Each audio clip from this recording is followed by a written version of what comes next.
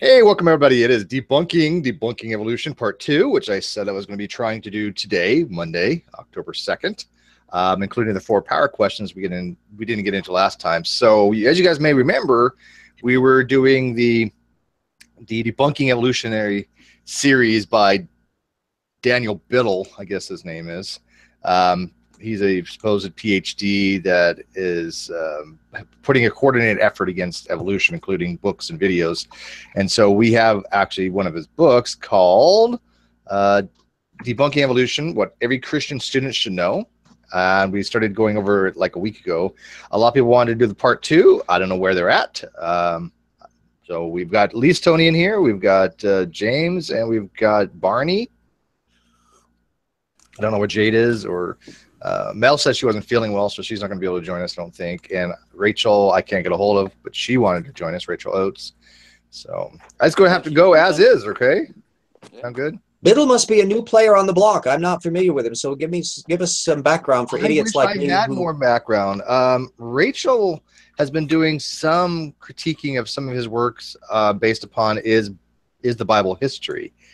I don't know who this guy is. I'm not going to lie. Matter of fact, if you go through the names in this book like we did last time, we weren't even familiar with a lot of these people, which is kind of odd. They were just like no name players on the scene here. So of be coming in from the lower level echelon of an apologetic network that's below the radar, because I said I just looked through my bibliography to see if I had Biddle anywhere in there, and nope.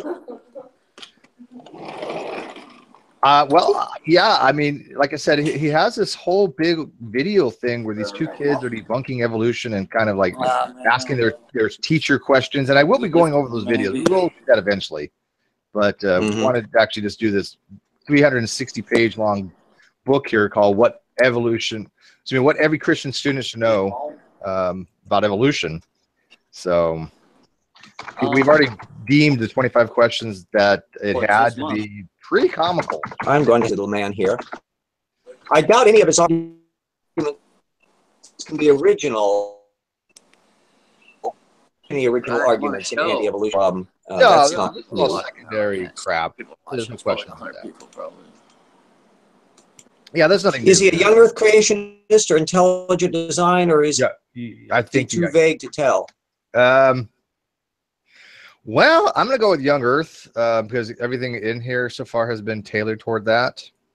The litmus test, if he complains about the Big Bang and or radiometric dating, bingo, he's a young Earth creationist. Yeah. No, I mean, he cites a lot of other young Earthers, so I mean, it's definitely young Earth. Okay. Yeah, I know we're missing the eye candy in here, guys. What am I supposed to do? He's a very attractive man. Don't be like all sexist. Oh, good God, you need glasses then. I have glasses. They just don't work well. Okay. Let me brush my hair. I'll get on. Nah. Okay, so I'm not streaming this like I normally will. I'm just going to go and show the book itself. You guys don't really care about the live chat right now. It's not even that popping. So let's just kind of jump into this and kind of see if we can remember where we're at here. So let me screen share. Application window. Okay. So on the outside, can you guys see this? Daniel A. Biddle, PhD. He's just the editor. He's just the editor. He basically just looked like there's a whole, I was just looking up. They've apparently got a bunch of other ones. Everybody, as I know from self-publishing, that anybody with the access to the technology can do this sort of stuff. So everybody can wing it. That's kind of what it is. I mean, being the quote-unquote editor, he's compiled a bunch of secondary sources, put them all together, and made a book out of it. Yeah. See, from my end, if you have access to the book, we could use this as a primer for how I approach a problem from a source methods direction. And for me, I want to see the bibliography if he's got one. That will tell everything right off, or the notes right off the bat.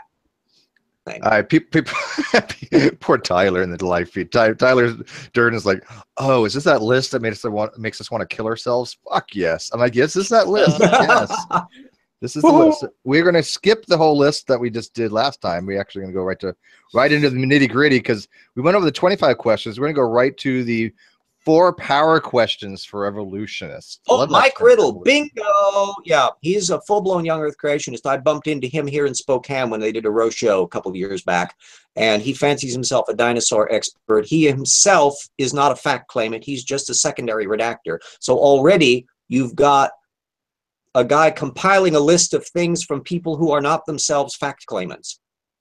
Oh, I have no doubt that's all this book is. Let's be straight up. That's all this book is a bunch of stuff thrown together. All right. It looks like all origins are bust. Okay. So the 4 power questions. First question number 1. And I'm going to ask this question to evolutionists. And RJ, you're definitely an evolutionist, non-pejorative. Oh, shucks, yes. So I'm going to ask you the question here, and then we're going to kind of go over what they think some of the responses should be, and kind of look and see if they're acceptable, and if there's any other responses that are possible. So I have not really looked at this much, so we're just going to be doing this in real time. Question number 1. Dun dun. Don't we got any music? Tony, can you? No, that's techno. That's not like a $1 million question. Yeah, if Kevin were here, he could put up the wooka waka, but that would be for the O face. That's something else altogether.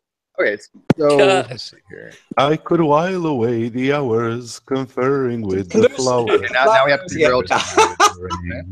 All right, question number 1. What caused the universe to come into existence, and where did the original energy or matter come from? And the answer is the mathematics goes tilt. This is a meaningless question. I like that. If we knew, we'd be God. It's an unresolvable question. The universe could itself be an uncaused cause, if you want to use your Aristotle. If you feel like penciling in the God of your choice, fine and dandy, go right ahead, change anything, but the material at all.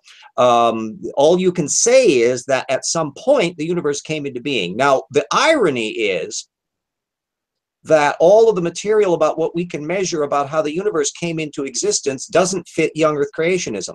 The Big Bang, if he allows any of the physics from Big Bang cosmology, which anthropic people just love too, to come in, you are instantly having a universe that's billions of years old, because all of that fits in with that context. And I'm not sure whether our apologist knows the minefield he's walking into on that origin of stuff.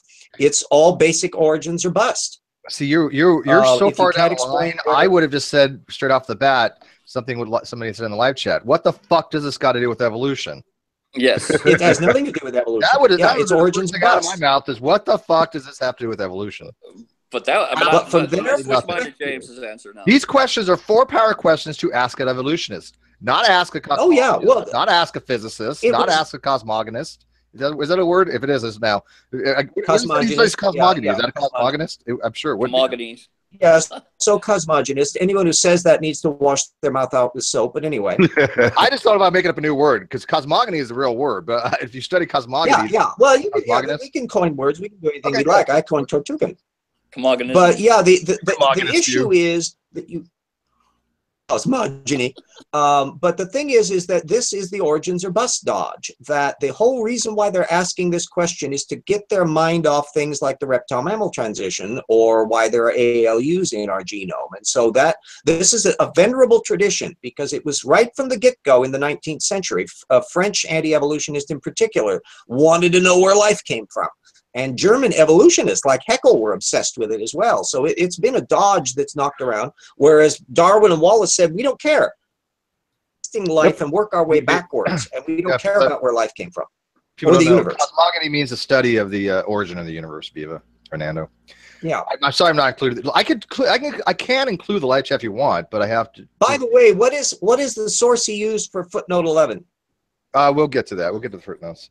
Hang on one second. You guys want me to include the live chat too? I mean, I could. I'd like to see it. Yeah, I'd like a link to that, because I'd like to be able to see what's going on. There may be very useful questions going on over there, or people asking like, "What the f is going on?" All right, let me do it this way real quick. I'm not going to change too much. I'm going to stop presenting. I'm going to go full screen. Boop. And then I'm going to put this here, so it takes up the majority. Window of infinity. Is that decent enough to read where you can see who's Oh, talking? I can read it easy. Yeah, Well, I'm the okay outside- on it. The And outside. people should be able to go large screen on their stuff as well when they're watching. If they pop out the window, and they can get a larger screen that way. So that should work.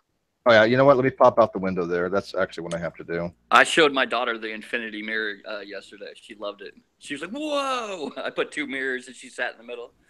She was amazed. The infinity. That, by the way, is a beautiful analogy for why we're probably conscious. Because what you've got are at least 3 different brain systems, each self-referential, and that self-referentiality is the thing we call consciousness, if you want to get into higher level notions about ourselves. Is that also the problem why we have problems with circular logic? There you go. Well, yeah, plus people like to have what I call jujitsu arguments. People like to have things where they can do the slam dunk, where we've got the absolute piece of evidence, like this origins of the universe thing, where they says, now I don't have to think about anything because you can't explain where the universe came from. Yeah. It's an easy dodge, but it also means they're slipping around the data. Ultimately, you still have to explain the data. You've got to explain why you can see stars forming. You have to explain why we have the matter that we do, why we have the distribution of it all, and we understand all of that. And what happened at the beginning, or was there a beginning, or was there a metaverse before the multiverse, before the beginning? You can't step outside that to do, and the Bible says nothing whatsoever on that. If the Bible had said, billions of years ago, I made the universe and brought it into being, and there's a paragraph of cute little poetry which gives the basic idea of the Big Bang, well, that would be impressive, but we don't get that in any religion texts. RJ, breathe. Any of them. Breathe. Okay, so live chat. Can you read this now? I blew up live chat. You should be able to see who's talking now and be able to see what we're reading here. So in the live chat, just hit yes or no whether this is decent. Moving on. So question number 1 on this. First of all, like we said, has nothing to do with evolution, but let's look at the possible answers they have. This question focuses at the very foundation of evolutionary theory. Which is itself a wrong assumption. Mr. Mike Riddle here, could you show me in any evolutionary book where this would be the foundation for evolutionary theory? No, but I don't even know whether this is how is it even predicated in evolutionary theory? Where is this even shown up in evolutionary theory?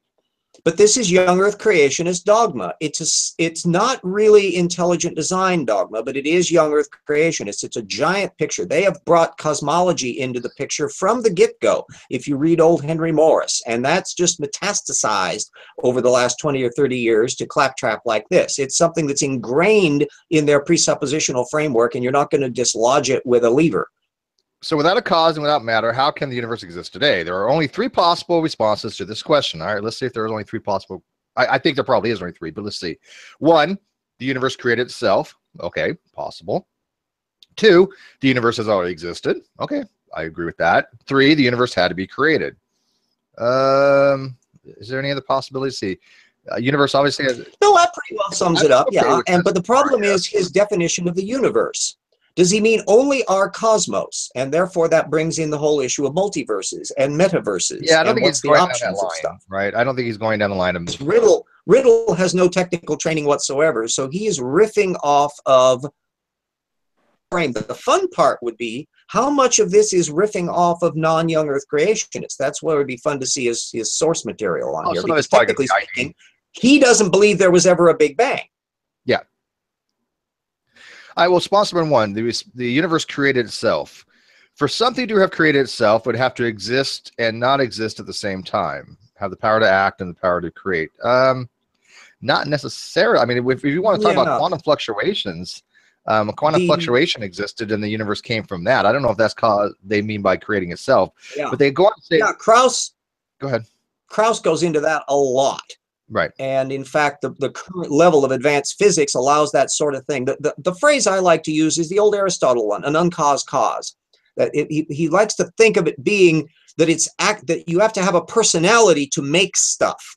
And the idea that something does itself, there's no intention to it, there's no personality involved. He wants to slip in those assumptions of intentionality that allows them to put the big Yahweh onto the picture. And so that's it's the a thing. slippery slope in the way as things are phrased. By the way, not the intentionality that we're like the whole photo thing. Intention with a T. Yeah. No, I've actually read excerpts of Krauss's book. And I think it's chapter 2 or 3. One of his chapters is called "Something from Nothing." He lays it out exactly what he's talking about. He does not. Oddly, his lecture, he did a really spectacular lecture for the Eastern Washington University lecture series here just earlier in the year, and it was way better than his book. The way he did the PowerPoints and the way he was doing the illustrations and explaining it was better than he did in the damn book. And I mean, he's a science communicator, right? But he's also, he's also trying to relate things to the mainstream.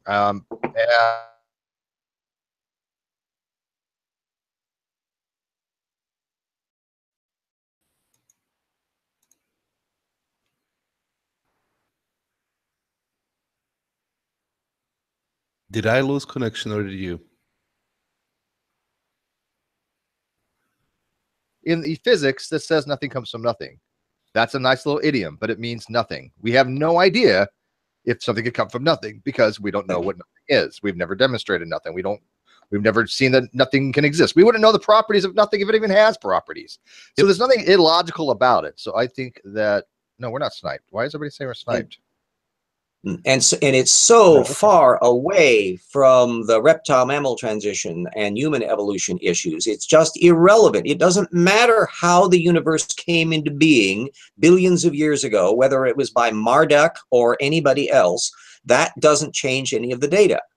Well, we already established that this is a completely irrelevant question. I mean, we all agreed, right? Tony, you agree? It's absolutely red herring. It's pure origins or bust. Okay. So, but here though, he makes an outright fallacious statement. Therefore, this is not a legitimate response because logically we know that nothing comes from nothing. That's not. Oh, my screen share is gone. Okay, just one sec. Let me get it back for you guys in the live chat. This is why I have a live chat, because they keep us, honest here. So,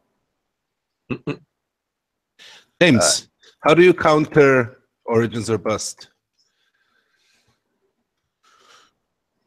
Or how can you guys see? Wait, can you guys see now?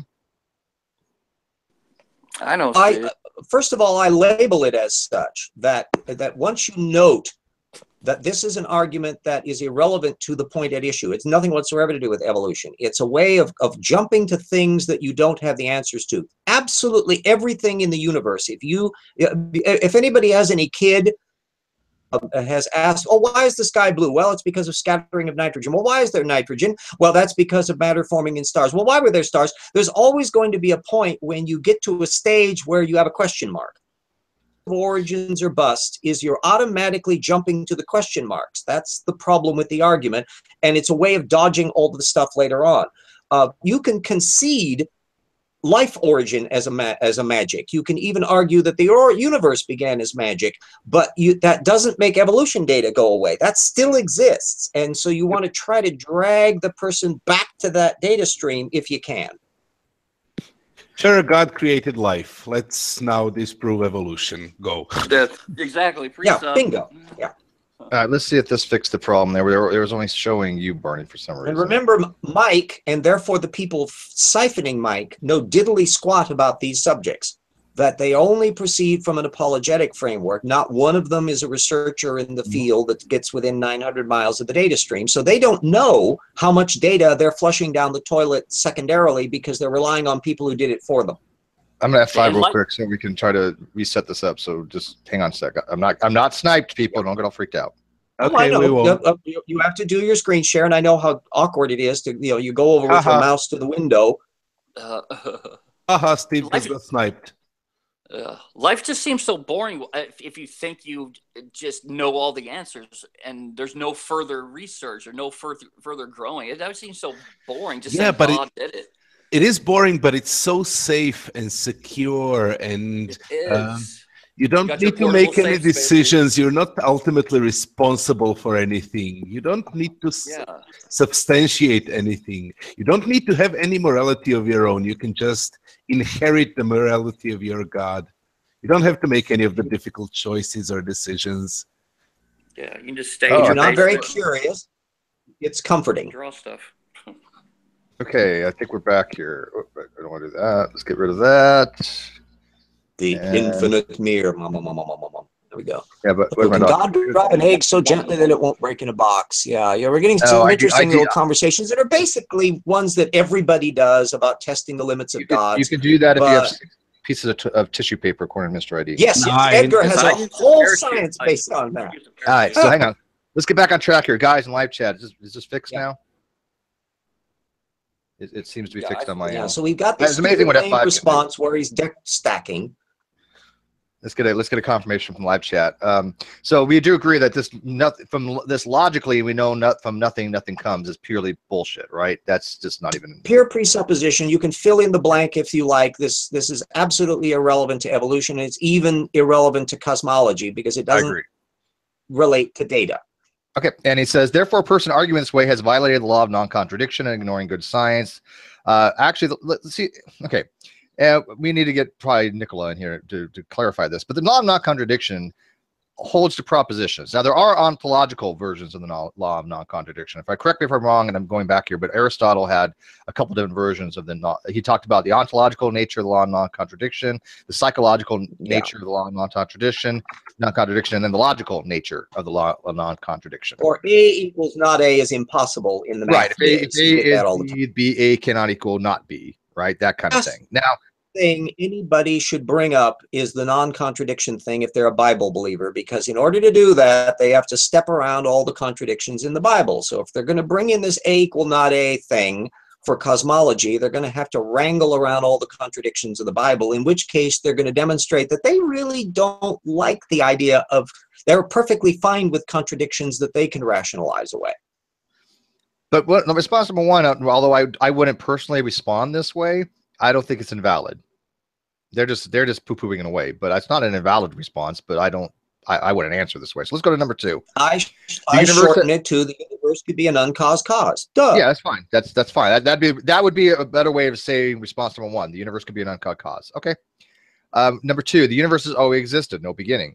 Okay, I think everybody agrees that's possible.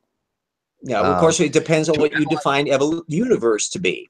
You know, a metaverse could be eternal. Individual universes would not. So again, it's presuppositional. Let's talk about our own universe. No, it just seems like everything has a beginning somehow, though. You know, just like a light when you've turned not necessarily. Light. What was it? Jeranism was saying that it instantly goes to the place. No, it starts from one place and reaches and goes from the source. Well, when we get down to the quantum level, it starts, that causality thing starts breaking down, and the extent to which a metaverse of multiverses of universes coming into existence by intersecting brains, I mean, at that point you're at an unbelievable level of complexity. To what extent does that function much more like a quantum universe than it does the nice Newtonian one we're used to, where cause follows effect follows cause? We don't know the answers to those. It's speculative nature because we can't go outside of our universe to look. So you can play speculation games, but it's still, who cares? It doesn't change any of the data. And Tony, you have to remember, I think Jeranism's talking about with respect to the photon. Yeah. With respect to the photon, it's infinite. I mean, it's zero travel time, right? Now, here's a little technical question. Point, Mr. Riddle, or anywhere in the book, give a date for when the universe came into existence. No, they're young creationists. Well, but that's the fudge factor here. Well, they go somewhere in here. I think. Well, hang on, RJ. You gotta let me speak. They're talking. RJ, breathe. You gotta let me speak. Somewhere in here, if I remember correctly, they're talking about the Bible, and I think it does talk about 10,000 years. But we already established that you're young creationists, right? That's a given. All the people I don't know if you missed the first part, but all the people they quoted were young creationists. But you have to notice how vague they are here. That's an important factor, is that up front, all of the persons reading this really aren't bogging down in numbers. They're getting this generic thing. So the fact is that the universe, only a few thousand years old, it's billions of years old. The people coming in reading this cold aren't bumping into that. They're insulating, they're buffering them from that right from the get-go. So let's go on here. To analyze this response, go ahead. I think it's just hard for people to imagine stuff that is out of the realm of their imagination, you know, like it's just too hard for them to believe. Well, they twist the science. It's not imagination. They twist the science. It's scary for them, you know. They can't live like that. So To analyze this response, we need to understand some basics about the law of thermodynamics, which I'm going to guarantee they're not going to understand, which concern heat, the flow of thermal energy. Okay, you know what? That's actually really correct. That heat is the flow of thermal energy. That is the definitive definition of heat, right? So we got something right. We have hope here. And again, I haven't really read this, so first, no new energy enters the universe. Okay, I think the total net energy of the universe is 0. I'm okay with that. You guys agree? Yeah. All right. Second, maybe. No, it's pretty well established that the total net as energy far of as the we universe can is 0 right see, not. Yeah. But then again, maybe that's what we're seeing with dark energy and dark matter. We don't know. But yeah, dark energy. There is new energy entering the universe all the time. Well, again, that's not really new. It's existing energy from a potential different universe, if that's one of the way to look at it, right? But we don't know if that's actually dark energy. It's another one of those damn question marks. Right. I mean, there's something called dark flow, which is actually in basically a galaxy. There's not a galaxy. Well, it's kind of like a galaxy from another universe, kind of impinging upon our own universe. But these are just hypothetical things, right? Whoa, that's why we have gold atoms. We know that. It's all nice and it's explicable. We're talking about our, as somebody points out, our observable universe. This is why I said at the beginning, let's not worry about the macroverse or the multiverse or the whatever you want to call it. There's different things, but let's just talk about the observable universe, right? So all energy forms constantly become less available to do work. Okay, I'm going to go with that. I mean, obviously, there is losses in every system is basically what they're saying. You're always going to have some loss in the system. You can't have a perpetual motion machine. Yes, right? There is entropy. Okay. I agree. So, for example, imagine that you have just driven a new car you've been given a new car for free. Hey, awesome. All expenses for the lifetime car are paid. Sounds like a good deal. I'm down with it. Hey, you know what? I had my car towed the other day. I'm down with this. If Jesus wants to give me a new car, I'll convert, man. I'm down. I'm down. So, yeah. Praise Mitsubishi. No Mitsubishis. You know what? Everybody I know has had a Mitsubishi, had problems with it. But I'll tell you one thing: if I ever do get another car, which is going to be probably never, but I'm not getting another Dodge either. I'm done with Dodges. They're deck stacking one of the great Dodges of all apologetics right here. I hope you people all notice it. I was talking about the car Dodge, but that's okay. All right, so they're oil leaking. They're not worth it. Head gasket. Yeah. All right. So, however, there's one catch. You are only allowed to. I can't wait. I haven't read this yet. What is this? Have one tank of gas and never allowed to refill the tank. Okay. It gets worse. The car and the chemical energy that could do work all turn into useless heat energy forever lost in the atmosphere. This describes the second law of thermodynamics. Okay. Usable energy constantly becomes less usable for doing work. That's true. Unless the car obtains new fuel from an outside source, it will cease to function and exhaust after it exhausts its first tank of gas. Likewise, the universe constantly converts useful energy into less usable forms. One example, hydrogen gas that fuels stars gets used up as it converted to heavier elements. But any given region of space contains a finite amount of available energy. There's only so much hydrogen available per cubic meter. Where's this going? This means that it's a deck stacker that's now so irrelevant to evolution. It's hilarious. This is now getting into like stellar nuclear. There are two things that they're tripping up on that are so ridiculously obvious that cars are unlike human beings about, and they've already stumbled onto them. Well, clearly, I think they've gone way past that. They're not even relating cars to human beings anymore, obviously, because they're not biological systems. This is the kind of mindset they've allowed it up. The reason is because cars do not replicate and they do not eat. I don't think that's their argument here. Do in fact do. That's the fundamental flaw that they're stumbling on. I haven't read this yet, so maybe that's where they're going, but that's not where they're at. This is familiar arguments that have been used before. This was the same problem that Paley ran into with his design arguments in the Watch on the Heath. The difficulty is that unlike cars or any mechanical object, living systems replicate and they also ingest. So that means that the idea of the car with a single fuel tank is preposterous. The car is constantly. RJ, breathe. Their argument. That's not what their argument needed to be their argument. Here's the problem. It needed to be their argument because they are now trying to make an argument about something that has nothing to do with evolution. In order for their argument to work, they're going to have to argue that living systems cannot replicate or eat based on thermodynamics, and that's wrong. But this is the argument. So far, their argument is there's only so much energy in the universe, therefore the overall universe has to be winding down. That's the argument they're using so far, and they're not wrong on that. But years, it's true.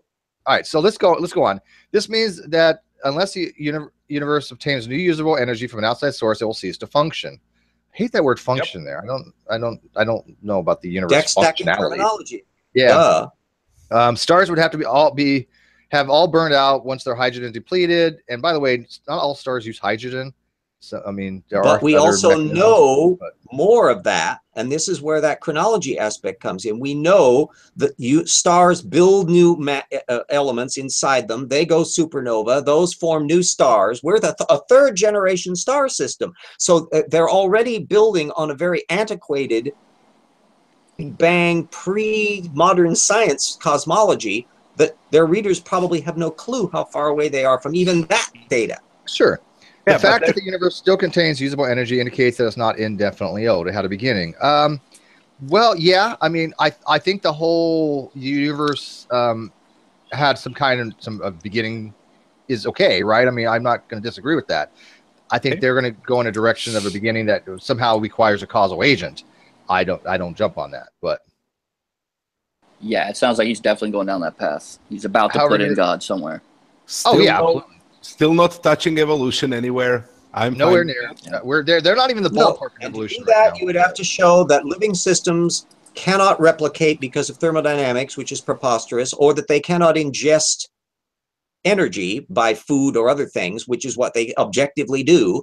Both of those don't depend on thermodynamics. This is an argument that was wrong when Henry Morris was fielding it back in the 1960s, and it's just as wrong as Mike Riddle fields it secondarily in the 21st century. It's pathetic. So there's no known natural outside sources that can replenish universe's matter or energy. I don't know about that. I mean, you would have to ask more of an expert, but I mean, look, if there is something called dark flow. Well, but it doesn't need to. All of the initial hydrogen forming stars, which then form galaxies, which form new stars, which form heavy metals, which form supernovas. RJ, do me a favor. Please let me finish what I'm saying before you jump in. Can I at least finish my sentence? You're good, man. I really would appreciate it, because every time I went to go say something, you've just jumped on top of it. We say you're passionate. You're very passionate. I know you're passionate, but you got to let me finish what I'm saying. And I'm rude. Okay? I'm sorry. I mean, people have noticed this before. It's not like a new thing. So, I mean, please. All right. So go ahead. But go ahead. Finish what you're saying. Oh, no. Continue on. I'm derailed. Okay. All right. So there's no known outside source that can replenish the universe, matter, or energy. And again, I don't know if the Higgs field is a non-replenishable source. I don't know if the Higgs field is even something that's considered to be some ubiquitous agent that, or not an agent, but ubiquitous field that exists everywhere where we get energy from. The matter comes from the energy field. I don't know how that works. The Higgs mechanism is something I never really was able to comprehend. So if RJ, if you know about the Higgs mechanism, now's the time where I defer and go, hey, dude, help me out here. Ooh, that's even above my pay grade, but it's very sophisticated, but it's still irrelevant to the formation of stars and heavy metals and matter. That's way beyond that Higgs element, and we can observe that. We don't have to guess at that. So their assumptions that there's kind of a single fuel tank from the initial hydrogen of the universe and that it doesn't allow all sorts of complicated things to happen afterward is just false. Strange, isn't it? Yeah, it really is. The universe is everything according to the secular worldview. Okay, now they're interjecting that this somehow has to be a secular worldview if you accept evolution or Big Bang cosmology. Where the frick are they getting that from? Stacking.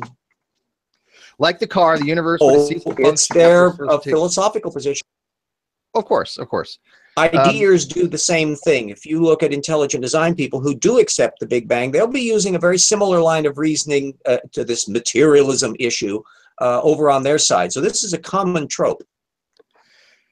But if the universe were indefinitely old, it should have used up an energy a long time ago and nobody would exist. Why would that be? Please explain this one to me. Yeah, especially when suns are dying out and then creating new suns. It's just infinite, just keeps going. Yeah, I mean, there are steady state models where there is an infinitely old universe. There's nothing physically. Yeah, although that one, that. within our cosmological frame, that doesn't wash. It's quite clear that No, I there don't was a believe starting point to our universe. I agree. But that is the thing they're trying to do is to rule out all previous universes, and you can't go outside to do that. Yeah, but see, here's the difference. This is the conflating aspect they're doing, right? Again, conflating our local universe, or observable universe, or our known universe, to the greater universe is out there, right? The one thing we didn't want to talk about, which is the macroverse. But it doesn't matter when they say the universe is infinitely old, and that would use up its energy. That's not necessarily true. Now, do we think that the universe is infinitely old as far as our local universe? No, you're right. No, of course not. But excuse me, this is actually saying that it can't be, and that's what I take issue with. Putting it another way, and nothing about evolution depends on any of these initial conditions being fundamentally different. The universe in which we exist, in which stars and matter form, that's all you need to be able to get to the preconditions for evolution. And none of this argument they're presenting gets rid of that. Well, we already said at the very beginning that they said this was like the foundation of evolutionary theory, which is complete bullshit. I mean, that's an outright lie. This is the type of dishonesty that really kind of chaps me, right? I mean, this is not just let's just educate people on young Earth creationism. They are going out of their way to outright lie. Lie. They're confusing. Let's confuse them with a bunch of jargon before, and then when they're confused and susceptible to something else, then we'll inject the God thing. That's what it seems like is going on here. And putting it another way, if stars remember you, Ross. God. You, Ross, would be using a lot of the same arguments here, wouldn't he? Not necessarily. But, well, the universe had to be created. The universe had a finite starting point. That's core to their view. Yeah, sure. Core to Callum. They do believe that. But if they're making the argument, if stars had eternally been processing hydrogen into heavier elements, there would be no hydrogen left. Well, that's bullshit, because after some stars explode, they do produce more hydrogen. Every atom of hydrogen in the universe that was created in the initial beginning, the vast majority of it's still around. Yeah. I mean, hydrogen is very we have them in our body. There's always hydrogen being produced. I mean, anytime you have a free proton and a free electron, and they get near each other, and they happen to be able to combine, they're going to find a way to become hydrogen. It's very common. Only a small portion of a star's mass actually disappears, even in the course of a long-term life cycle.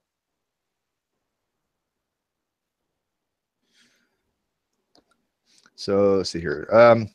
So the fact that the universe contains usable energy indicates it's not indefinitely old. I'm not going to really buy into that, but we do all agree that it probably did have some kind of beginning. All right, so response 3. The universe had to be created. No, I don't know how you just... There's your injection right there. There's where they fix it in God. Define created.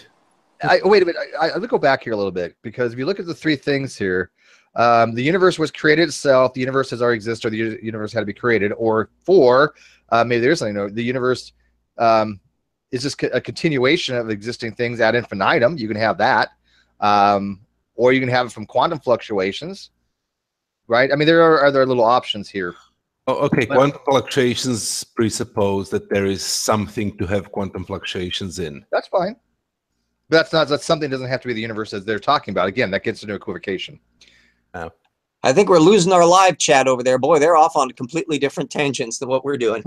Oh, I don't pay attention to the live chat. No, I'm kidding. What are they saying? Yeah. Tyler Durden and coffee and all make movies. Tyler Trips. The universe had to be created. The universe is a dead horse that we don't need to beat any longer. What's his next argument? Right here. Since the universe cannot be created itself and had to have a beginning, the only logical solution is the universe had to be created. Why is that a logical solution? They love throwing that word logical in, but I have not seen any logic yet. This is the same stuff that you, Ross, would use. It's the uncaused cause argument. It's the Aristotle argument. Boop. We can move on, because it's unresolvable. It's a philosophical position. It's not a science position. Exactly. Yeah, it's arrogance. It's so arrogant thinking that you know all the answers. That just seems ignorant and arrogant. I love this part. This leaves us with the original question to the evolutionist. Where did matter come from? What the hell does that got to do with evolution? It's on our shoulders, and the answer and the question isn't even properly made. Oh, let me finish the whole thing. I'm sorry. Where did the matter come from to create the universe? Wait a minute. The matter to come from to create the universe. Creating the universe didn't have matter at the time. When the universe was created, matter didn't exist. Yeah, it was a later function. It was all energy, and then gradually cooled, and all of that kind of congeals out. It doesn't take very long, just a fraction of a second and all that. The numbers are all beautifully. And the fun part is that Mike Riddle would know zipperoni of the physics of this area, and it also would be meaningless in a young Earth creationist context, as we all know from all of the young Earth creationists who never get within a mile of the physics.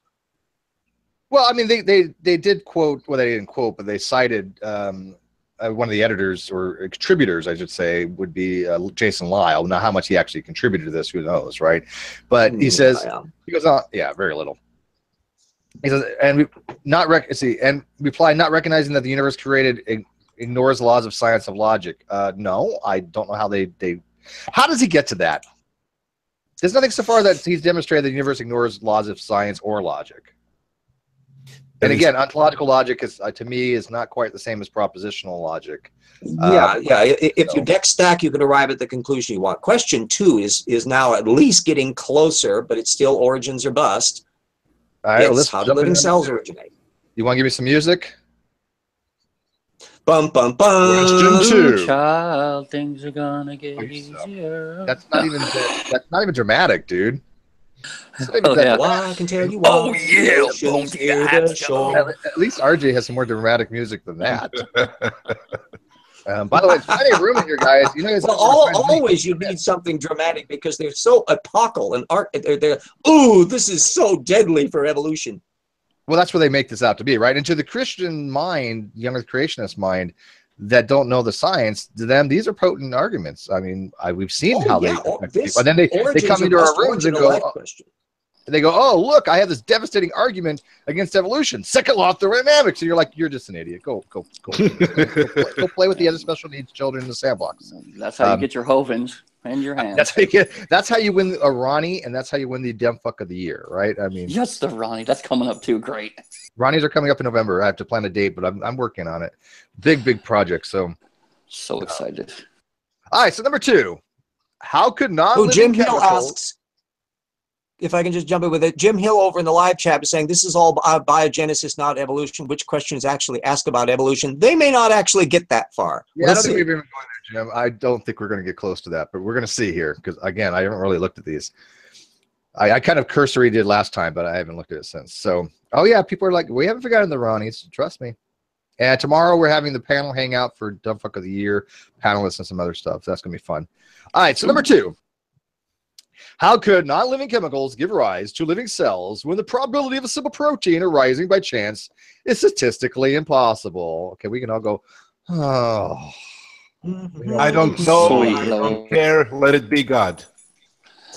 You just caved. Hey, can you guys show Mike? You guys got No. I'm perfectly fine with that as well being God. Abiogenesis does not. Can you guys show Mike? Yeah, it's totally irrelevant. It's an understandable dodge for them to do because it's an origins or bust argument. The short answer is we don't yet know how life originated. The long answer is we have a lot of circumstantial evidence that in fact life originated naturally. But even if it didn't, it happened billions of years ago and doesn't make the reptile-mammal transition go away. So all of these questions are predictable. If any anti-evolutionist who didn't use this kind of argument, they would be flunking out of anti-evolution college because this is all standard procedure. All right, let's look at this. And first of all, even if this question was the case, first of all, and I maintain, and I have a pretty good argument for this, but I maintain that even the Christian version of life arising is a form of abiogenesis. Okay. Now, if you don't agree with that, that's fine. We can have a discussion on it. But to me, abiogenesis is life from non-life, whether it comes from the dust in the ground, whether it comes from, what we can think of the RNA world hypothesis or whatever. Mm-hmm. Or a ribectomy. Yeah, it's all still life from non-life. And we can say this. Look at this is my little argument for abiogenesis, no matter what you want to believe. Life exists now. We'll call that, P1. Life exists. right? Biological life exists. We call because that way people don't go, oh, well, God is life. So biological life exists. I think everybody on the planet agrees with that, right? That premise. Yes. Premise 2. At some point in time, biological life did not exist. Once again, I don't know anybody's going to disagree with that premise. Even a Christian's going to say, okay, at some point, biological life didn't exist. This, by the way, I do have to emphasize that biological. It is possible that biological life has existed forever. Well, again, it's possible. But you know, that's basically kicking the can over to another thing, and it's uncomfortable. Yeah, possible doesn't mean that's probable, right? Exactly. So P2, I think most people agree with that life probably at some point didn't exist. Ergo, at some point, life came from non-life. That's just a conclusion. All right, so the theory of evolution holds that the Earth formed about 4.5 billion years ago by natural processes. Got a date in here, which they don't believe. There's nothing in the theory of evolution that has anything to do with how old the Earth formed. It's not part of the theory of evolution. Evolution deals with diversification. Yes, things that are already here. Well, I mean, it does go back 4.5 billion years of biodiversification. Biology goes back that far. But the theory of evolution does not deal with the fact the Earth formed. That's uniformitarianism or geology, or I mean, there's a lot of things that to talk about the age of the Earth and natural processes and all this other stuff. But the theory of evolution has nothing frickin' to do with the age of the Earth. It just happens to correspond to it. Steve, regarding your answer, is God alive? Not biologically, unless you ask Justin Wilson.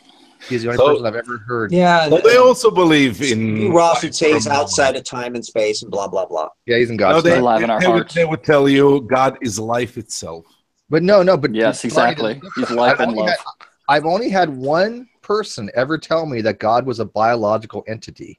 God is not a biological. Who was that? Justin Wilson. Wow. Oh boy. So he's actually just chilling. He's actually someplace right now. He's SDA, young Earth creationist. He doesn't like the syllogism that I used, which was life came from non-life. He can't handle that. So in order to get around that, he postulates that God is biological life. Therefore, God has always existed. Therefore, biological life has always existed. Therefore, life never came from non-life. That's how he gets around that syllogism. Now, that's fine. Ooh, that would work. Well, now we can square the circle. Well, I mean, no, that would work. I mean, I'm not going to give it, say poo-poo all over the place on it. I mean, that would work. But I don't know any Christian that really posits God being a biological entity other than Jesus, obviously. Yeah, and where would he get that from? Even that's just something he came up with. Sure. Out of his own, which is the environment that it lives in. So, Justin, just to make sure, we're still okay saying with this part, oh, okay, fine, it was God, and they're still not touching on evolution. I'm always okay with that, but they're still not touching on evolution in any way. I agree, absolutely. And by the way, Justin does. Justin is kind of like the rest of the clown car posse. He basically will throw anything out there to try to disassemble an argument, whether it makes sense or not. Right? He sounds like his very own clown car posse. Well, he's a member of the CCP. He really is. But I mean, when we try to argue something, we want it to make sense, right? And if you guys notice, if we ever have a bad argument, most of us will do the right thing and back the frick up and go, okay, this was probably not a good path to go down. And then we go and say, let's reword this, or let's try to take it down to a path, right? Yeah, if I had a dollar at the grassroots level, corrected me, I'd have a lot of money. Yeah.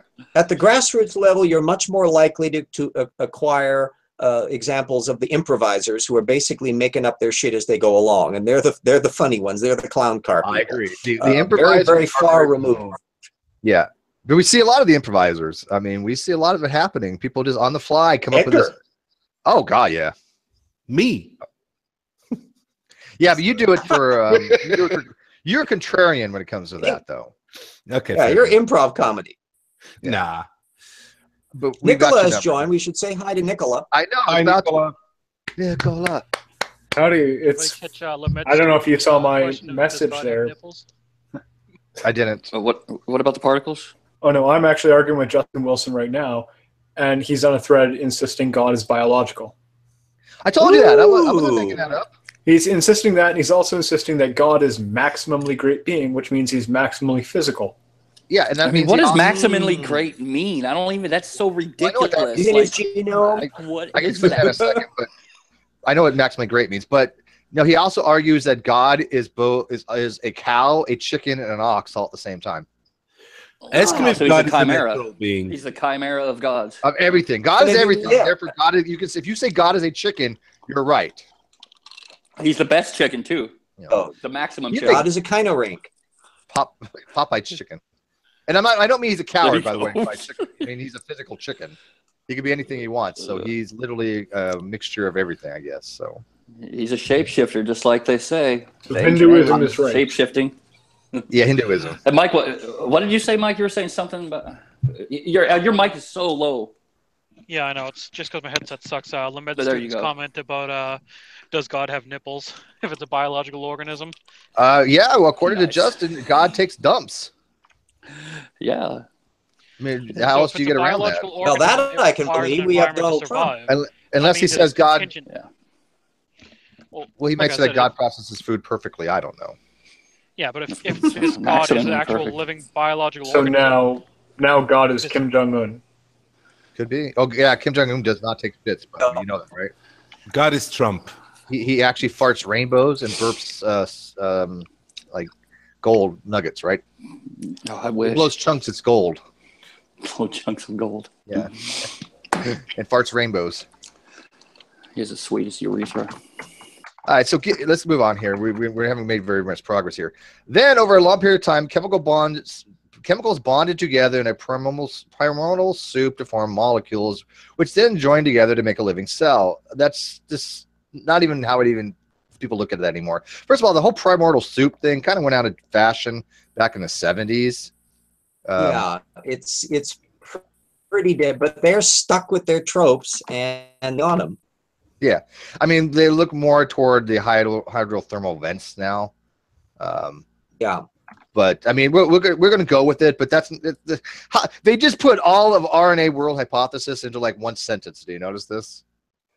They just, Since dumped it all down to of the point this nothing. issue is irrelevant to evolution, passed it in a blinding going, yeah, heard all that. It's irrelevant. Move on. Given that proteins, molecules, and living cells are extraordinarily complex, is this even possible? Yes. Argument to complexity. Mm-hmm. And I love this, and I do know It is possible because they are extraordinarily complex. Otherwise, it wouldn't be possible. Yeah. I love this. In an attempt to answer this question, chemical scientist Dr. Walter Bradley and Dr. Charles Thaxton calculated the probability of amino acids naturally forming into a protein is 4.9 times 10 to the negative 191. Yes, as a one-shot deal. What they were doing, they said, okay, I'm going to stick all these amino acids together. I'm going to stick all these amino acids together, shake them up vigorously, piss on them or whatever, and say, will I form into a protein? And by the way, it doesn't even say how long the protein is. It's kind of vague. Oh, yeah. And then down Would in they the even next know how to ask that? rest of the paragraph, Fred Hoyle and Chandra Rakringasang, the two nincompoops of the science field. The post hoc analysis. Boy, we had to get them. Yeah. So let's talk about this for a sec. Proteins are comprised of amino acids, unless you ask Nephilim Freak, who still thinks that DNA has amino acids in it. I don't know. But a protein is a long chain of amino acids held together by peptide bonds, right? I don't remember the minimum to form a protein. Is it like 100 plus or something? Maybe somebody who knows biology much better than I do. Yeah, those are one of the shorter ones. Yeah, and of course you're dealing with the stuff that we get into. But the fact that the ribosome is a core RNA, not a protein, means all of these stupid calculations about 500 long amino acid things are just meaningless. They're just not relevant to abiogenesis. None of this takes into account that you can have autopolymerization of these amino acids forming peptide bonds by RNA, because RNA does have enzymatic functions. Again, ask a biologist if you want to get that kind of stuff. I'm just throwing that out there from what I remember from our discussions, and from school. But this is my favorite thing right here, because I actually have a video on this myself. So this is something maybe RJ doesn't even know about. That's a first. This is well beyond the laws of probability, which has a theoretical maximum of 1 times 10 to the negative 50, and a protein is not even close to becoming a complete living cell. Do you know where they get this from, RJ? Because I actually have a video on this from 2 years ago, so I know exactly what this is from. Let me know. Okay. This is from what happened was they wanted to, there's this okay, let me try to break it down. They were trying to show a scientist how to formulate a model, and they needed a cutoff where they didn't want to have to like put it into their model anymore. Okay, so they put this maximum of 110 to then to the negative 50 as the probability that if anything greater than that, they can just ignore. Okay, it never meant to say that the laws of probability were such that if something's greater than 1 to the 10 to the negative 50, that cannot occur. Okay, nobody ever said that. That's the way they misinterpreted what was being said, and this was actually called ooh, a creationist misinterpreting something. Oh, how novel. What was the name of that? They want to point it out. I forgot. They want to point it out as any number as small as that means it can't happen, and that's just not the case. Any number, as long as the number isn't 0, means it can happen. So there you go. Well, yeah, that's true. It doesn't matter what the number is as long as it isn't 0. But I had a video on this, and let me see if I can find it real quick. As long as you're that vague. Yeah, if you're that vague, then geez, you can fit any answer into there. Yeah. As far as God being a chicken of the coward type, if it was a coward, God damn it. He would be the best cowardly chicken because he hasn't shown his face in a couple thousand years. All right. Just saying. All right, so anyways, the video I did with this is called Steve McRae and Borel's law. Borel, actually it's French. It's Borel.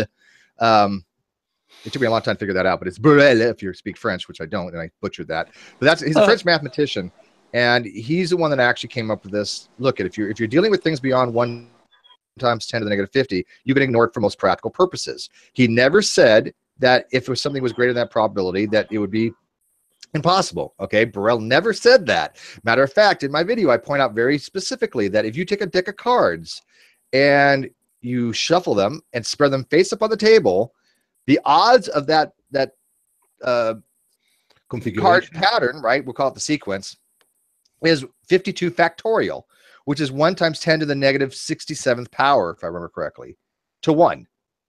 That's pretty low. Yeah. But it happened. And yet it happened. It happened. So this is a complete misunderstanding of what's called Borel's law, B-O-R-E-L, Borel. If you look into it, so you might want to check that out, RJ, and add that to your repertoire. So when you, I'll send you the video later, but you can do it on your own. But yeah, give me the material on that. That sounds fun. So if I can add something to RJ's repertoire, that's pretty impressive because he has a huge database. I'm not going to lie. His collection is like amazing. This is how I learn stuff. I get stuff from other people and I absorb it like the Borg, and it becomes part of TIP. So now you know what this theoretical maximum of 1 times 10 to the negative 50 is from Borel's law.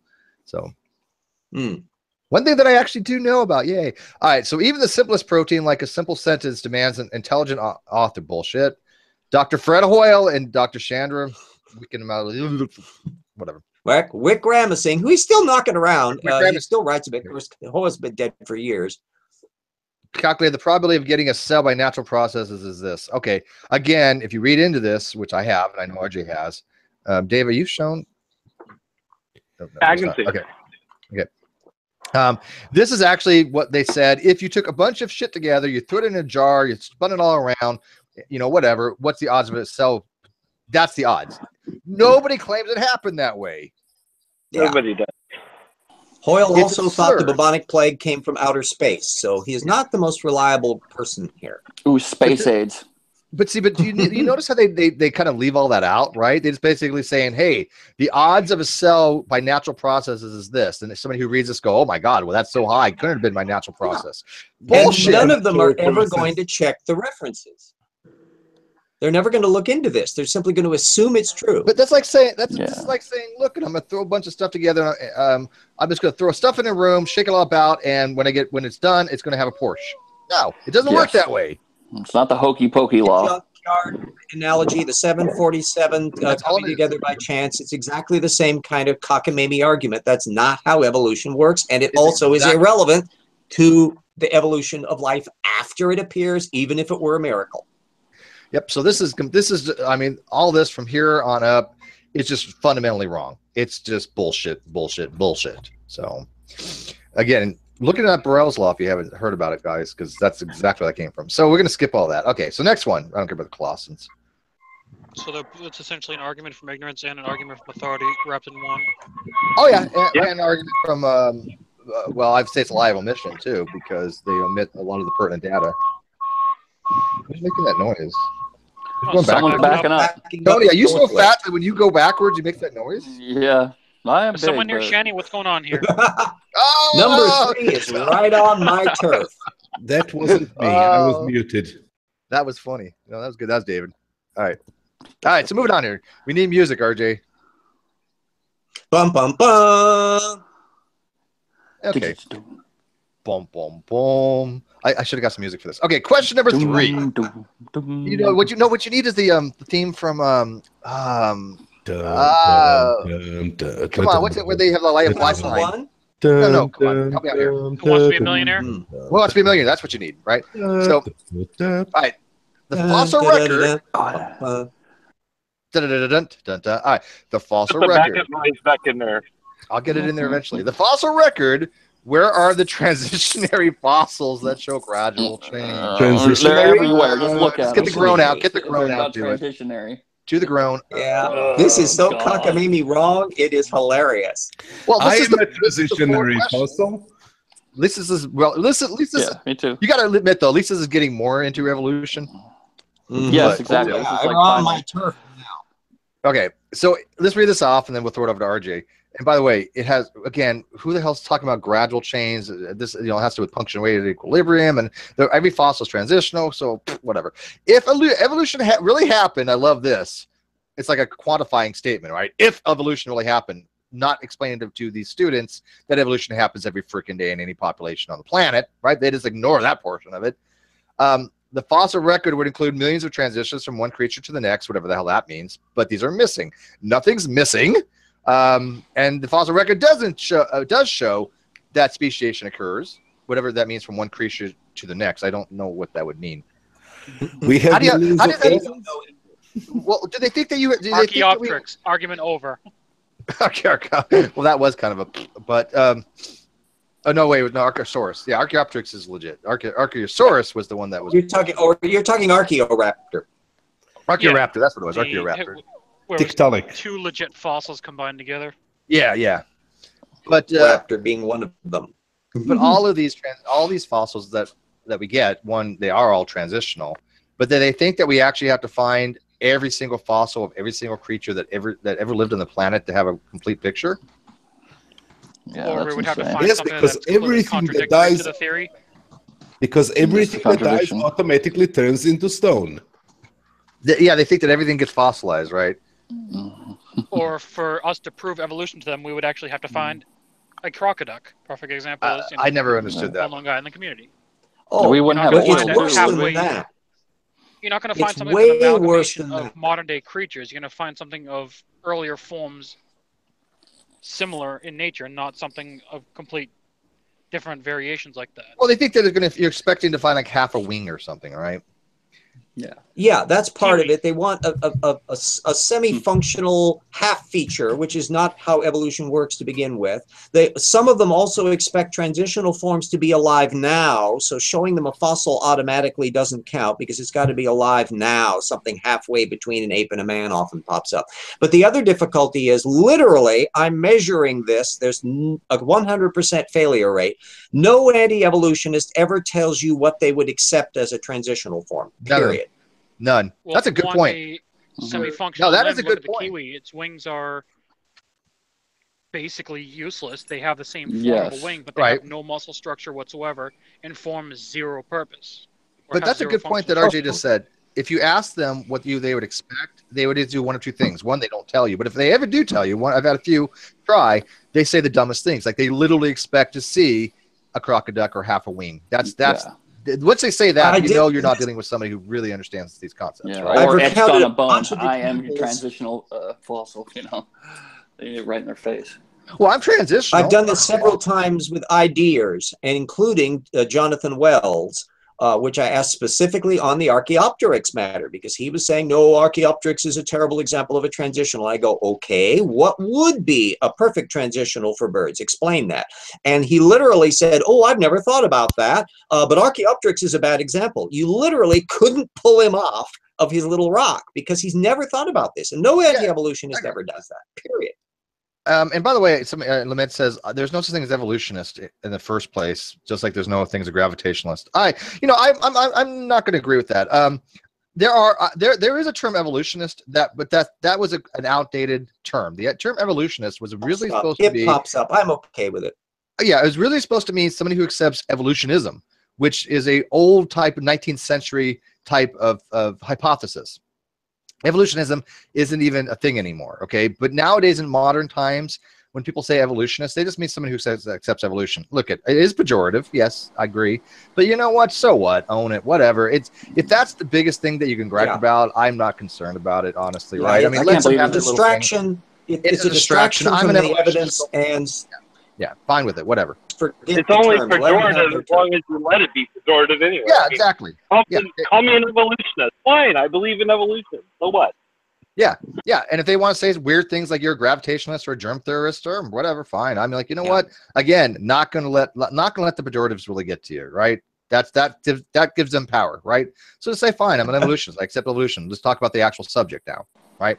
It's amazing they didn't bring up Darwin. They always bring up Darwin, and that really makes me mad. It's like evolution all revolves around what Darwin said. Yeah, if no knowledge has happened since 1882. Yeah, we can just skip on that part. I put my reference in the group chat to my Evolution Slam Dunk book. Analyzed all examples of all anti-evolutionists going after the reptile-mammal transition and how every single one of them screws up. And the reptile-mammal transition is the killer app of transitional fossils. It's the slam dunk. Lamed says ism means there's a dogma. Actually, no, that's not what it means. Ism means in philosophy that you could be put in a form of propositional statement. Electromagnetism is a perfect example of not being. Well, that's not philosophy, but I mean a position, right? Something when they say like atheism or theism, that means that it could be put in a propositional form rather than a psychological state. It's one where I would recommend to everybody. It doesn't mean belief either. Evolutionist. It's not that big of it's not a thing to fight over. Get to the data and blow them out of the water there. Don't carp on about the term. Yeah, and ism doesn't mean belief. IST is somebody who follows an ism when an ism is a propositional statement where you think it's true or false. That's what it means if you actually go look into it from the philosophical thing. And I have looked into that because, people get on my shit about being agnostic. So anyways, further, as explained in this book and others, the fossils that evolutionists claim are in fact transition are woefully lacking. What do they mean by that? Lacking in what? What do they expect to see? False. Now, I'd like to see who he's citing for his example. Luther Sunderland, who is an idiot. Colin Patterson. I have a whole big chapter on Colin Patterson, that strange little fellow in Slam Dunk. He's something of a notorious person who just kept on sticking his foot in his mouth. And all these damn creationists can do is repeat these secondary quotes on issues about which they know nothing at all. It's something relating to the finer points of Cladeism. And it takes a whole chapter to explain the context on it. But no, right? This is what absolutely. Dr. Colin Patterson was, like you said, he was talking about specific things relating to something that he was talking about in terms of clades and a specific type of clade. Yeah, transformed clade. He was a very hyper rigorous one who had particular little bits in that. Plus, he just was clueless on a bunch of subjects. And as I demonstrate, in fact, when Christine Janis has a paleontologist has a similar low opinion, she had some weird bump-ins with Patterson while he was still alive. So to get stuff from Luther Sunderland from the 1980s to boot, I mean, this is from the era of fax machines. It's so antiquated that you just get beyond it. Yeah, this is a direct quote mine. If I knew of any fossils living, then I certainly would have included it. I will lay it on the line. There's no such fossil for which one might take a wide-type argument. Again, he's talking about a specific thing for clades that he was mentioning when he was asked. Can you identify a species transition in cladistics? And by their super strictures, you can't. But that doesn't mean that he didn't believe in transitions. In his own damn book, he listed Archaeopteryx as a transitional fossil. Yeah, this is something that was completely taken out of context for quote mining purposes and nothing else. And they do it to this day, and they are addicted to it like crack addicts. You just can't wean them off it. And no matter how times you explain to them, question number 4. All right, let's go to 4. Music. Dun, dun, dun. Question number 4. Where did the dinosaurs come from? Wow, that's that. Wait, let me go back here. This is really a power question to evolutionists? They think it is, but boy, there's Mike Riddle again, because Mike Riddle thinks that. The problem is dinosaurs are another area I know inside out, and oh boy, that's not true. Wow. You know, you know a hell of a lot about it. Secular scientists have been struggling with this question for decades since dinosaur appeared already fully formed in the fossil record. What? Wow. What? What? Okay, like I said, I haven't heard this question yet. So what the hell did they get this from? I don't even know about this. Is he saying dinosaurs aren't real either, or what? I'll get it. No, he's saying that they supposedly appear fully formed. Fully formed, right? Spontaneous generation. That's crazy. They just popped up in the line, huh? They just think that in the fossil record, all of a sudden, oh, here's dinosaurs. Why didn't God write anything about it? This was false in the 1980s, and it was false in the 1990s, and it's even falser now because we know so much now about the early diversification of the Lagasucids and the proto-dinosaurs that are showing up in the fossil record in the Triassic period, to where they got this dinosauromorphes thing that's the general group for the things that are almost dinosaurs. No, this is so antiquated. To do this in 2017 is the equivalent of flat Earth. It's so wrong. Yeah, so they're like, the story is that dinosaurs evolved about 220 million years ago. What do they think? Nothing existed before the dinoclade? That's what I don't understand. They don't understand how. None of them are paleontologists. They don't read the paleontology. These are all secondary quote mines that have been circulating in the anti-evolution literature. I think if you look up the Illustrated Encyclopedia of Dinosaurs and Natural History, those are all 1980s sources. Yeah, I don't doubt that. Evolutionists still struggle with the origin of dinosaurs. I know a lot of people that are actually in this area. They do paleontological work on this. They don't struggle. Yeah, with it. They know full well where dinosaurs came or from. somebody like that. No, this is just. Yeah, I mean, the question of origins of dinosaurs is one that puzzled paleontologists for many years. How old is this book? And no, it doesn't puzzle them. So. I mean, it's not I've got easy. Several postings at my tip website that's all freebie. The Dinomania chapter and 3 macroevolutionary episodes, which got pictures. I go into creationist misrepresentation of dinosaurs. It was as true 10 years ago as it is now, and it's even got worse for them. So anybody that wants to look into that, they can see just how ridiculous. I'm just curious. Do you know the date of the Encyclopedia of Dinosaurs would be, or the Illustrated Encyclopedia of Dinosaurs? I'd have to look at if the Illustrated Encyclopedia, if that's David Norman's book, it's 1985, I think.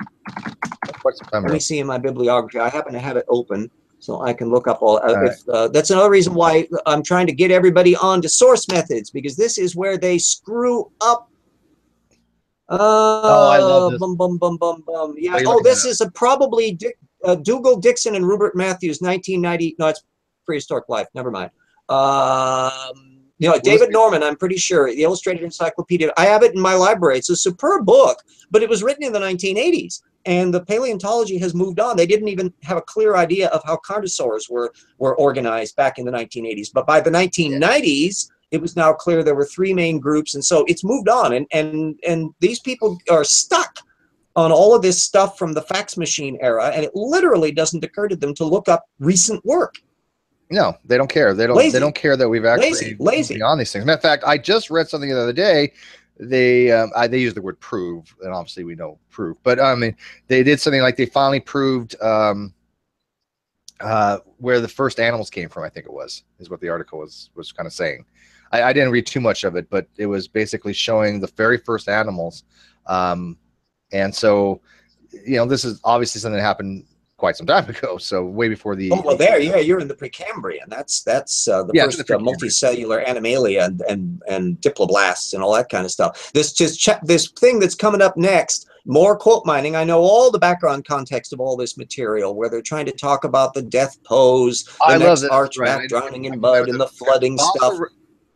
I love this because I'm familiar with this too. The fossil record is full of dinosaurs that died suddenly in watery graves around the world, with many of them found in the famous, quote, death pose with their necks arched back, drowning in mud. Bullshit. Yeah, this is just misrepresentation. I'd love to know the reference number 17. Do you have that for us to see? Could somebody? You should have the two things. You should have a duplicate copy of your book, because I'm assuming this is a PDF. Yeah, I could duplicate it. You should always do in things like this for presentation, at least that's what I would think would be best, is to have a duplicate copy that you can open up to the notes. Both of them simultaneously. You don't have to skip back and forth between one and another, because it's, believe you me, it's at the source methods level, at those notes level, that they are blowing to smithereens. And all you got to do is to go down to it and find it. All right. Here's the sources right here. Ready? Number 17. Yeah, 7. Right here. There's a disagreement in paleontology field as to whether the dinosaur death pose is due to choking while dying while drowning, or to strong water currents arching the neck back after death, which actually I've heard of before. So, you know, at least they're and they're citing technical literature. Yeah, at least that's actually true. So, you know, I'll give them the benefit of the doubt on that one. But you know what? This is something they need to put. This is something they need to put in the meat part. Mm-hmm. Yeah, and the thing is about that there's a thing about the way the tendons function when an animal with a long neck dives. Yeah, in fact, bingo, I've got it in my bibliography. Anybody can find it in TIP. Yes, Reisdorf and Wuttke, 2012. It's probably available full text, and they're referring to Compsognathus, which is a small theropod, long Duranovator starkey, Solnhofen, that's the same deposit Archaeopteryx comes from. So they're talking about a thing that's dying in a shallow anoxic pool, which is why it's got a Lagerstätten deposit. It's a very technical issue. Now, the claim they're making that the vast majority of dinosaurs or fossils in general are coming from that kind of floody mud environment is bald-faced lie. It's simply false. And in fact, these kind of fabulous preserved Lagerstätten things are so rare, they've got a special name for them. That those are unusual characteristics in the fossil record. They're not common at all. Yeah, and they're not global by any stretch of the imagination. So this is just an outright. Their mistake of citing that technical literature is pushing them onto the turf of bringing up a technical point about which they are not. I've got my spreadsheet here too, so let me find out if it's available, whether anybody else has cited it. It's my record accordingly. Freisdorf, where are you? Bing, bing, While you're doing that, don't mind me. I'm going into. Do you guys want to continue on? Those are the 4 questions. A lot of people are paying attention. Oh well, that was it. Yeah, that's the Bible. Time. So I'm happy to go on this. You want to go on? I don't care a shit about the biblical history. I want to get to the science. So we're going to probably skip through a lot of this lesson too, if you guys don't care. But do you guys want to continue on? Live chat? I'm happy to. Let's do this. Let's see what the live chat says. You may proceed, peasant. Got 100 people, almost 100 people watching.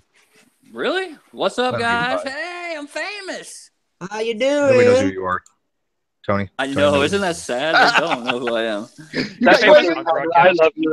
I think you've got a wiki now, but it's nothing on it. Nobody wants to write anything for you. I do? I think so, don't you? Did I make one for you? Yeah. All I do is say dumb things and Patreon people, so it'd be we need to make a wiki for Tony. Come on, guys. Get your wiki on. Come on.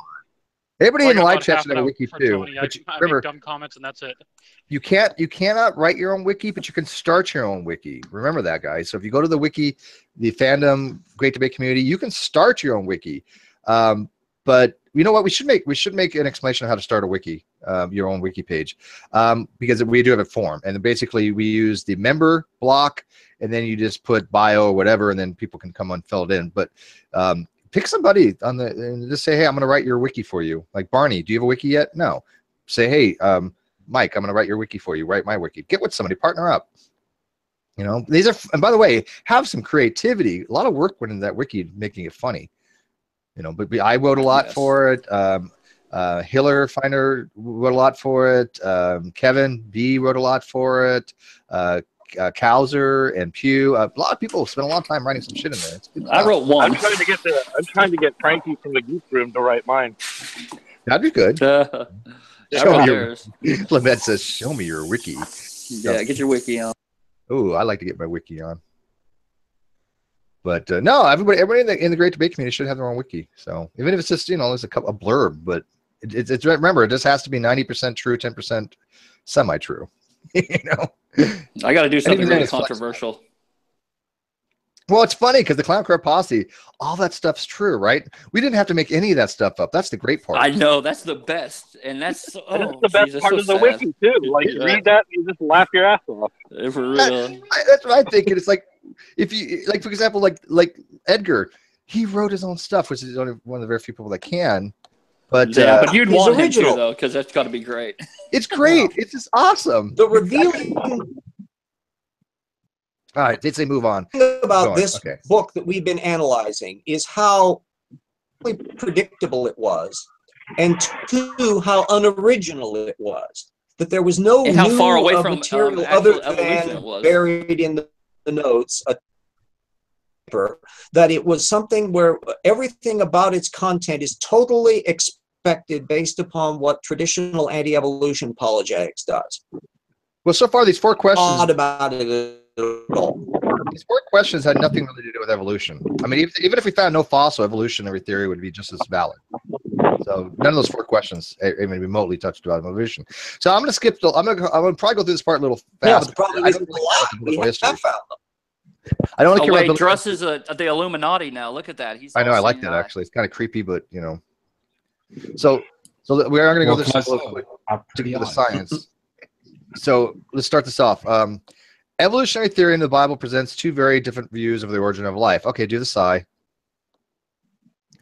Sigh, sigh. Come on, I'll do it. What does the hell does evolutionary theory have to do with the origin of life? Nothing. Just stop saying that, people. Now Framework, it becomes an automatic. I get there are people out there. Origins or bust. You'll notice how little space they spent RJ, can I finish the sentence? and how big. Maybe. There are people that want to combine evolutionary theory and origin of life. Docking, I think, is one of them, and there's a few other people. I'm not against that if we ever get to the point where origin of life becomes more of from a hypothesis to a theory. I don't have an issue with that per se, right? But we're not at that stage yet, you know. Okay, so while estimates have widely varied over the years, evolutionary theory holds that life started about 3.8 billion years ago. And by the way, they pushed that back. Recent things are 3.95. You just had a paper on that, or just an article. Do you guys read that? 3.95. Nice. I thought I'd heard Yeah, it was pushed it's- back it's- maybe it's as far as based upon- 4.2. No, I don't think it's That ever gone was like- 4.2. Life originated pretty much as soon as the heavy bombardment settled down to where you could start forming liquid water oceans. Right after the late heavy bombardment period. Hey, but now G-Man and all of the Clown Car Posse are going to say, see, they can't even get their numbers right. But You know that's Yeah, bad. well, the changed Dole. So what do you expect? the fact that we're actually getting more refined numbers, right? The late heavy bombardment period was 3.8 to 4.1 billion years ago. Okay, so we know life started at least 3.8, and now we're pushing it back to about 3.9, 3.95, maybe closer to 4. But it's literally, at that time of the late heavy bombardment period toward the end. So that means that we're actually getting more and more confident of a narrow window, right? What they don't understand is we have a parameter. We'll say, look, we know life started somewhere around 3.5 to 4.5 billion years ago. That's a billion-year window. Okay, great. We were in a ballpark. We don't know enough to say what part of that billion-year window life began. Then we kind of narrow it down. We narrow it down more. We narrow it down more. We find evidence that things are 3.8, 3.9, 3.95 billion years ago, right? But you never find anything that says, hey, we found life at 7,000 light years ago. We found, evidence of new life or something like that. You don't find anything out of the ordinary. Earlier today, to the National Academy of Sciences paper that's in the pending. It's an upcoming attraction, so it'll probably be another week or a month or two before it shows up on this very issue of working out the sequence of timing of the origin of life back during what constituents were involved, how much of it was coming from comets, how much was coming locally, the time frame. They're talking about a period, a window about 100 million years or less, and it's so they're getting honer and honer and honer the more and more they work on this field, of Right. which nobody in the anti-evolution field has ever done any work. And then they say about 220 million years ago, the age of dinosaurs began and thrived. Well, yeah, I mean, but that doesn't mean that they didn't have precursors. out a lot. We know they had including the reptile precursors. mammal We've seen transition, evidence which is occurring before that. of precursors. Let's see here. Okay, so looking for less a small half-pound insect-eating shrew life. This is like the old. I mean, this is actually true. I forget the name of this. What's the name of this rodent? I can't quite forget whether it's Eozoastron or something like that. But I'd have to look through. They keep on coming up with new things. Yeah, they don't. Present some science. Let's see here. So let's scroll down. Don't care about the biblical stuff. I'm only interested in this. Come here. Ooh, years after creation, the patriarchs. Yeah, we got the ages where that they think is real. I'm gonna skip all this. I don't want to. I don't care about the biblical stuff. Well, that's going to be the rest of their show. How about this? However, it admittedly takes faith to believe in an Earth that was created 6,000 years ago or 4.5 billion years ago, because no humans were present to observe it. Again, things that we can look at. You have evidence. Wasn't present for God making it either. One and support the other. Yeah, I mean, we don't when we look at a crime, right? We don't have faith that crime took place the way we think it did. We let the evidence show us how the crime took place, right? If you have ballistics and you have gunpowder residue on your hand and you have videotape of you shooting somebody, I mean, you put all these things together and you form, your I hate to say theory, but that's what it is. In obviously in this case, it's not a scientific theory, a working theory or working hypothesis of the crime. It doesn't take faith for that when you have evidence. A judge doesn't go, you know what? I have faith that this person committed the crime. No. Yeah. I'm looking at the evidence. The evidence is overwhelming. The evidence that you committed this crime. Does it always work that way? No. But the more evidence you have, the more likelihood, the probability is that person committed the crime. Would you agree with that? Yes. And every year we get better at the tools of finding the criminal and finding how to read the crime scene and everything. So let me ask you, Tony. I wish, by the way, MP was in here. But if we had a very circumstantial case that was just basically one eyewitness, that would be pretty lax, right? That'd be a pretty weak case. Yes. Okay. Now, let's say, though, that same criminal, we have fingerprints, we have ballistics, we have gunpowder residue, we have video, we have a signed confession, right? We have trace evidence. And that's where we get to where the evolution at that point, though, we have evidence. But at that point, the probability. And you'll notice how the very next line are violating their own rule, because were they there when they saw God writing the Bible? No, this is all human books. Exactly the same problem that they want to saddle evolution with, and now they're on a giant double standard. Except what they'll say is they have an eyewitness account of it, and that eyewitness account is God's account. All right, so let me finish my point, though. But in the second case, the probability that person is guilty is exponentially greater. And the more evidence you have, my point is, the more you can rely on that to be the case. We have over-freaking whelming evidence of the age of the Earth. I mean, beyond anything else that we know about science, we have evidence that we can go to. It's getting pretty damning nowadays, you know. And just imagine 10 years from now, 20 years from now. Well, anything short of a time machine, they're not going to buy that. Even then, they'd be like, oh, the time machine was created by Satan and it's confusing you. We even have an empirical economic measurement. Nobody has ever tried using successfully young Earth creationist geology to find oil deposits. Oil companies know the only way you're going to make money is to use the regular old Earth geology. Well, there wasn't one that tried, right? Zion Oil and Gas. Oh yeah, they failed. Yep. How are they doing nowadays? From what I understand, they stopped using the biblical model. Although I don't know if that's actually true. Their stocks were down to like 167. They're up about $3 last time I looked, or something like that. But they still have not found oil yet. They've driven. I mean, they've drilled 4 dry wells so far. 4. Think about that. Can you imagine a business trying to stay in business if you drill 4 dry wells? What does it cost to drill a well? It can't be cheap. Yeah, and they had data too. According to G-Man, then the answer is no. The Bible is a signed confession. So this guy, blindly find a well somewhere. They're going to declare us victory for having found oil. Therefore, the young Earth model is true, right? Well, and that's one of those things where you do so many things so many times. It's like if I said before, look, I'm gonna make a video every day. I'm gonna predict it's an earthquake in California, a major one, and every day that doesn't come true, I'm just gonna delete it like Ronnie does, right? His videos. So eventually, there's gonna be a video out there, right? It's gonna be timestamped of me predicting a major earthquake in California. I'll be famous. They won't remember all the ones that I deleted. Nobody's gonna care about that, right? You can't prove any of that shit.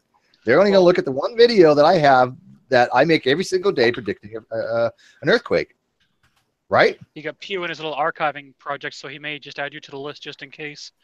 Yeah, Pew in it. No, but I mean, somebody could easily do that, right? A broken clock is wrong once a day. Isn't it? Broken clock's wrong like all the time except for twice a day. Actually, if it's a digital clock, it's wrong always, or it's not working. All right, so let's look at this real quick. Again, I didn't want to get into the biblical stuff, but this has kind of caught my eye here. I've not read this, so this is all new to me as well. Recent research has revealed a serious epidemic. Ooh, I like that little buzzword. Like that, RJ? Epidemic. Epidemic. Yeah. With today's Christian youth. So many of them are caught up in an unfortunate pattern that goes something like this. Okay, let's look at the 23 reference, by the way. Let's see what this says. So 23, oh, here. Oh, Ken Ham! Already gone wrong. Already gone. Why are kids will quit church and what you can do to stop about it? Stop it. Okay. Well, maybe because they're learning stuff. Okay. Does that count as a peer review hit for him? No, that's clearly not a peer review. That's just a citation in the peer review. Ken Ham, yeah. Somebody says Zion peaked at $15, currently at $3.39. Well, he says it must be true because he's never wrong. Never wrong. I remember looking at it was 3 something, so I believe you on that. I did keep track of that. I was just kind of curious on Zion Oil and Gas. All right, so number 1, they grew up in a Christian home and attend church regularly, but they don't receive solid biblical teaching or training regarding various worldviews. Also known as indoctrination. It really kind of is, but why is it relevant? Yeah. Yeah. Their faith is challenged by evolutionary teaching when they attend public high school or college. Well, that's an internal issue. That's nothing being challenged by externally. Teachers don't go around saying, hey, if you accept evolutionary theory, you can't be religious or you can't believe in God. So they're not being challenged that way. That's just something internalized themselves. If they weren't stopped being lied to until they lived the 7,000 years, maybe they wouldn't have this problem. Just saying, right? Yeah, it's not like the teachers aren't Christians or Muslims or whatever, you know. But none of them, unless you're in the back east, none of them are supposed to or allowed to interject their personal things. Now, in Kentucky and Alabama, Georgia, and a few other places, I believe. Y'all too. Yep. We fit to learn about some evolution. Yeah. But in all seriousness, who is that? Hang on one sec. Alfredo, you keep coming to my hangouts, and I'm trying to recognize the name, and I don't know who you are. Who are you, Alfredo? He doesn't say anything. He just comes in, so.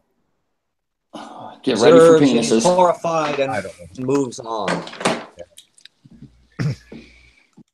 I just wondered whether young Earth creationism is the gateway drug to flat Earth. Yeah, kind of, huh? Their questions and doubt go unanswered because of complacency, lack of interest, or failure of the parents or church or leadership to equip them with the biblical grounding and solid awareness of various worldviews. No, their questions do get answered. That's why they're no longer young Earth creationists.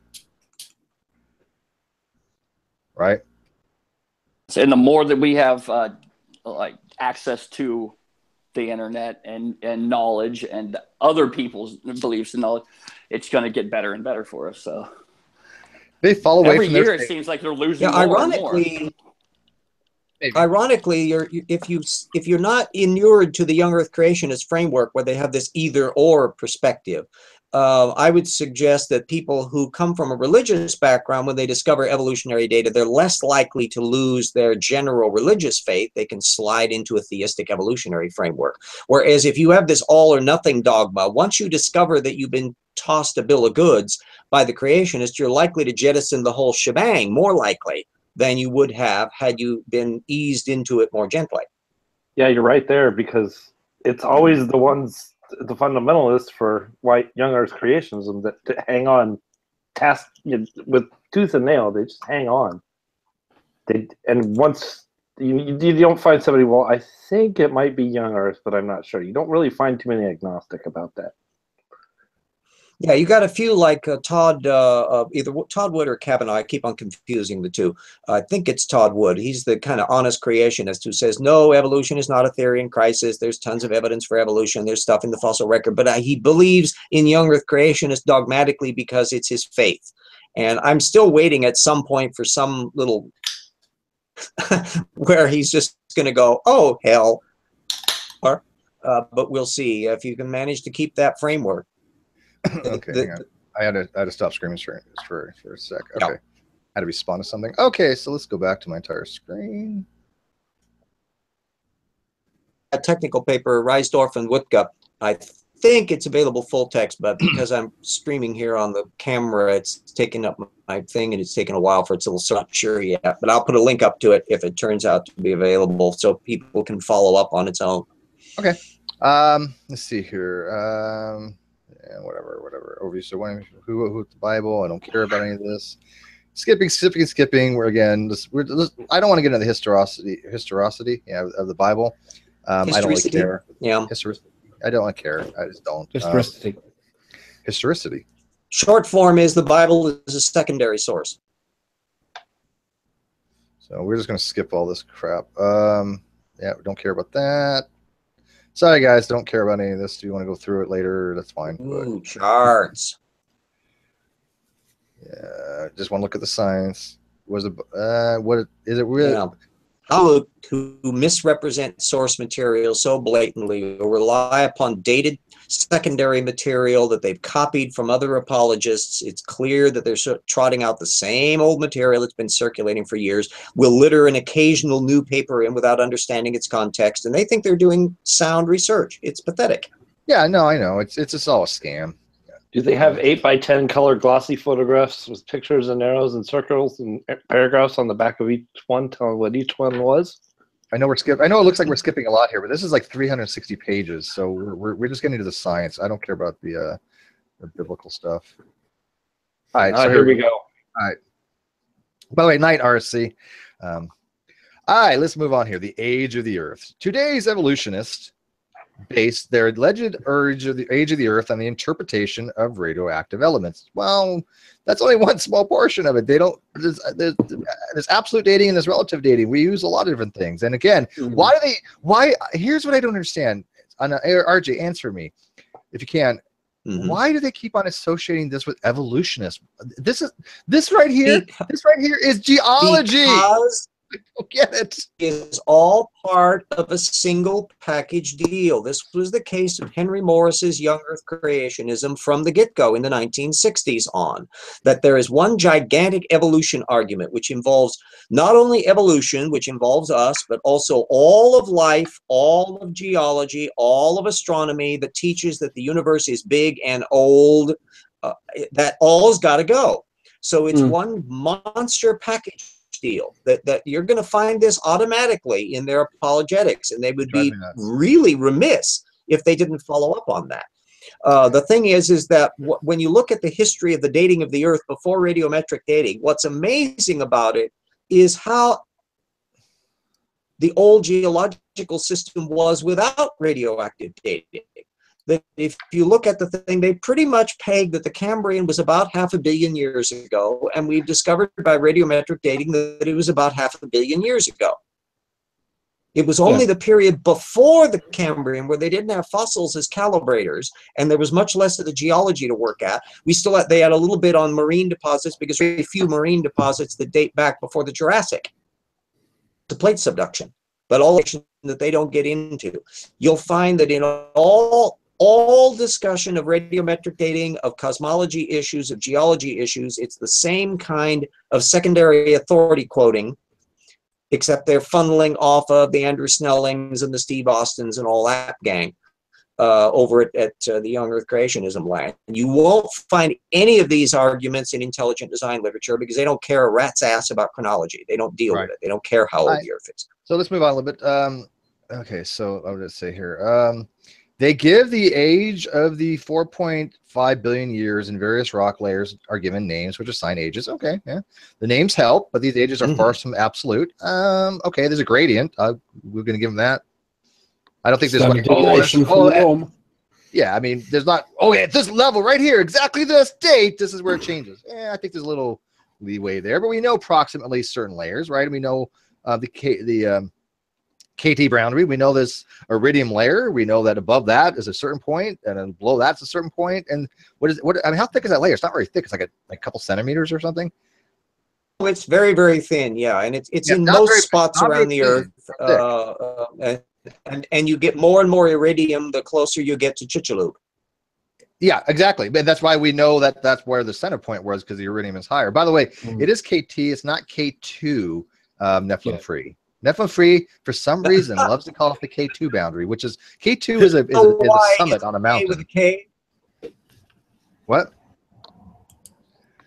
No, but it's just. Does anyone know why it's K with a K as opposed to C? Well, there's K2 German, because an awful lot of these things, Cretaceous is spelled with a K in German, and that's where a lot of the geological work was done in settling the terminology. So that's why as the KT with a K rather than a CT Cretaceous for tertiary. Cretaceous. Is that what it is? Cretaceous tertiary? Yeah. Yeah. And 65 million years old. Yeah. I love this paragraph here. The that was ages of the just geologic rock system shown in Figure 5. Yeah, boy, that's a pile of crop, what they're saying. All right, so let's move on here. So, to understand why, we must first learn the basics of radioactive elements. Let's see if they know the basics and the techniques used when dating these systems of elements as clocks. The ages of geological rock systems shown in Figure 5 are primarily on misinterpreted radioactive isotopes. Now, I'm really going to doubt they're going to show us that they're misinterpreted. I'm just going to tell you right now. I'm just down on this. How does someone misinterpret a radioactive isotope decay? I don't know. Yeah, good question. I know Humphreys said he's going to show us next. Humphreys has written to me that this October he was busy, but he's actually going to show us how decay rates have changed. I'm looking forward to that. I'm bated breath, Steve. Bated breath. Bated breath. Don't hold breath on that. Well, he asked me. He said, "Well, Steve, what's the makeup of your group, of the Great Debate community? Are they like people that are educated, whatever?" And I said, "Look, we've got a mixture of different things. Most people are lay people, but we're not, I would say, scientific illiterate. But we also have people that are experts in their own little field, right? We have a lot of PhDs and just master's level in their own field, right? But I think across the board, most people in the Great Debate have some level of education, right? I mean, we understand that you use water in aqueous solutions. I think that everybody pretty much gets that, okay? You don't have to be a scientist to get that one. The bar's low here. I get that, right? Yeah, why are all these sedimentary rocks laid down in water? Oh, by the way, I watched Sam's and Drag's hangout. I was rolling. I'm just like fucking running. Just on a stupid note, you think someone that lives in America where there is a high amount of Spanish spoken might have made a connection between aqueous and aqua? Do you know who actually made the connection? It's even worse because Ronnie's first language is Spanish. But hydro means it has to do with water too. And you know who made the connection to hydro and water? It was Antonio Fletcher. He's like, and he was so proud of this too. He was just like, I think that because it uses hydro, it probably has to do something with water. And it was like, wow, we sound, you put a light bulb up, so like a so thankful for that. Kerosene lamp. Oh, but I'm sorry. This is going to be that whole DNA degrading water. I can't let this go. This whole aqueous thing. He just so does not understand why we're laughing at him. He just doesn't get it. Not at all. I know he's a. Then when he goes on about the ammonia thing, territory. It cracks me up. Yes, you put ammonia in water, you get NH4 and OH. That's called but that's ammonia. That's ammonia solution, which is an water. aqueous solution, which uses water to create it. Yeah. He was so proud of that. Can you show us this Figure 5 from the book? Does he not? Okay, we're going to go off on tangent because we do that a lot. A segue. Let's do our segue for 5 or 10 minutes to get out of our systems. Okay. We've explained to him, Sam's explained it to him, I've explained it to him, Hogtie, I'm pretty sure explained it to him. We've all explained to him that in neutral pH water, right, you don't necessarily have just H2O, right? You're going to have dissociations. You're going to have hydroxyl ions, and you're going to have hydronium ions. As long as they're in equal concentrations to each other, you have a neutral pH of 7, okay? So they have to be in balance with each other. But you don't have all H2O in your whatever you call, what do you have, a flask, whatever you have in water, it's not all H2O. It's going to have, hydronium and hydroxyl. He doesn't understand that. He thinks if it's broken down such you have this dissociations, is not pure water anymore. It's like, no, that is pure water. That's what it means. Oh, and Tyler Dern explained to him the same damn thing too. Yeah, it's not totally hydroxyl and hydronium. What is it? The other one? Hydroxyl ions, which are OH negative, and hydronium, which is H3O plus. So could it be both of those and still technically be considered an aqueous solution? Yes, that's what it. Well, no, hang on. This is where he made a mistake too. He said something to the effect with a pure water solution. Wrap your head around that. It's nonsensical, right? Because if you have a solution, that means you have a solvent and a solvent and a solute. That means you have something dissolving into something, right? Yeah. So it can't be pure if you have a solution. That's what it means. It means not pure. By definition, is not pure. People who try wading in the areas that require they know the terminology and they don't, so they kind of see the pants wing it. This is basic. No, but to be fair, I could give someone a pass on that. I really could. I don't think that is what I call an idiotic mistake. Okay, fair enough. But my example is going into a hangout and someone says, hey, you know about archaeology. You know, how do they know that the dinosaurs are 65 million years old? And I should have reacted better than I did because I wasn't very nice to the person that asked me that question because it was such an idiotic thing to ask. I don't know much about Palladium. Well, you can use a methods response to blunt that by saying, "Oh, gee, what makes you think they're not 65 million years old? Well, that's how did you check your sources?" The burden, though. But I mean, hang on though. Here's the thing. Part of their burden. It's just the understanding of terms. It's the understanding of terms, I agree with you that and I'm just going to throw this out there. When I mean this is common, I'm going to say it's common to people in the Great Debate community. I mean, I have a higher bar for the Great Debate community than most people. If you walk to the average person in the street and you ask them, hey, if you have pure water, is there an equilibrium between the hydroxyl ions and hydronium? No, they're probably not going to know, right? I mean, so it's not like it's common knowledge like that. But I think everybody in the Great Debate community has some level of chemistry. That's pretty basic. So when I say being this basic, I'm meaning to us. Now, you have Ronnie on the scene who came in here with this touting of his academics, saying that he had a master's degree in biochemistry, and if anybody knew his academics, they'd be intimidated to talk to him. At that point, you have to laugh because then it really is something so basic that anybody who's had first year high school chemistry would probably understand that it is an equilibrium state, right? Right. And even somebody like me who learned that in high school chemistry and forgot it and just thought, pure H2O might actually be totally buffered and be all H2O molecules. Now that you mentioned it, it's like, oh, yeah, okay, it makes sense. And, of course, that would be the case because nothing's quote-unquote perfect. Yeah, and by the way, I don't remember off the top of my head the acid-base formulas. I don't remember them. I kind of I can visualize it in my head a little bit, like, how much hydronium over, like, 1 minus the hydronium or hydroxyl. I don't remember them, but I can look them up and then go, oh, yeah, of course. Yeah, I could look up a redox reaction and figure it out, too. I don't keep that in my head. Right, and I'm the same thing.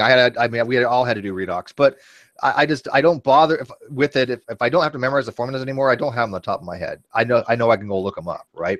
But that's the difference. We've been exposed to it where we can go look it up and go, okay, this is what it is. All right. Oh, now that we got that out of our system, but that was funny. And I love when he makes videos against me, and I'm just like laughing. I wasn't even joking. I was like, "What the fuck, Ronnie?" Yeah, I don't think he thought he was ever going to get challenged when he made that claim. It was so nonsensical, though. I was like, Ronnie, nobody's even arguing these points. You've changed it to the point where it's uneven. It's not even remotely what people are telling you, and I think he does it for a reason. I think he goes out of his way to lie. So people like G-Man and Antonio and those other guys go, oh, look, Steve got called out because Steve didn't know that water could be an acid and a base. For fuck's sake. I mean, I have videos on this stuff. Okay, I understand that water can be an acid or a base. I mean, it's a neutral pH of 7. I get that. I took water chemistry. But, oh, my God, they just look at Ronnie and go, oh, well, Ronnie pointed this out, and they were not laughing at him for this. No, we weren't. Nobody ever said anything about that. Not one person laughed at him for saying that. They laughed at him for saying that almost all scientists use water in their aqueous solutions, because it isn't almost all scientists. It is every scientist, right? Because there's nothing else you could use for an aqueous solution to make it aqueous besides water. In his world, you could use pudding. Well, he thinks Kool-Aid's used for Tapioca. electrophoresis. And he is no, a rock seriously, he star thinks he now, used so we Kool-Aid got to for look at him electrophoresis. differently. He's a rock star now. And actually, I kind of heard that you kind of could. I actually looked into this. If you could use, and Sam would probably it'll be obviously the more or drag because they've done these, but the reason they don't use gelatin like Kool-Aid for electrophoresis is because it has such a low melting temperature, it wouldn't withstand the heat. But if it could, you could actually use it because it is gelatin. Interesting, huh? Okay, moving on here. That was funny though. And you can eat it, man. It's edible. And you eat it when you're done. Yeah, eat it with DNA in it. Yeah, I'm not gonna let that one go. That's going to a bad place. So if you guys bitch about a year from now, we're talking about Ronnie's gaffe with Aqueous Solutions. It's because it's funny. It just really is. Good thing Pew wasn't here because you said eating DNA, so he would have took that the wrong way for sure. Probably. My mind went there. I just decided not to say anything. Smart be a man. nice guy for once. All right. Many elements on the periodic table have radioactive forms. Okay, they're radionucleotides. Sure. Stable atoms have a set number of protons, neutrons, and orbital electrons. Okay. Isotopes are atoms with the same elements, with the same number of protons, but different number of neutrons. Okay, I agreed. Some isotopes are radioactive, others are stable. Sure.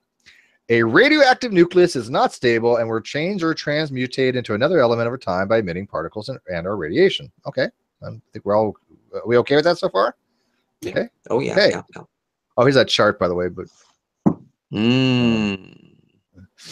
younger evidence. Notice how we don't seem to have any sources on that. Okay. Any on the bottom? I'm happy up to the Holocene. Wait, dinosaur DNA and blood 201 million years ago? Yeah, that's where they're pulling their little tricks about all this stuff that's not really true. Yeah, where did we get dinosaur? Pennsylvania. Where did we get dinosaur DNA from 200 million years ago?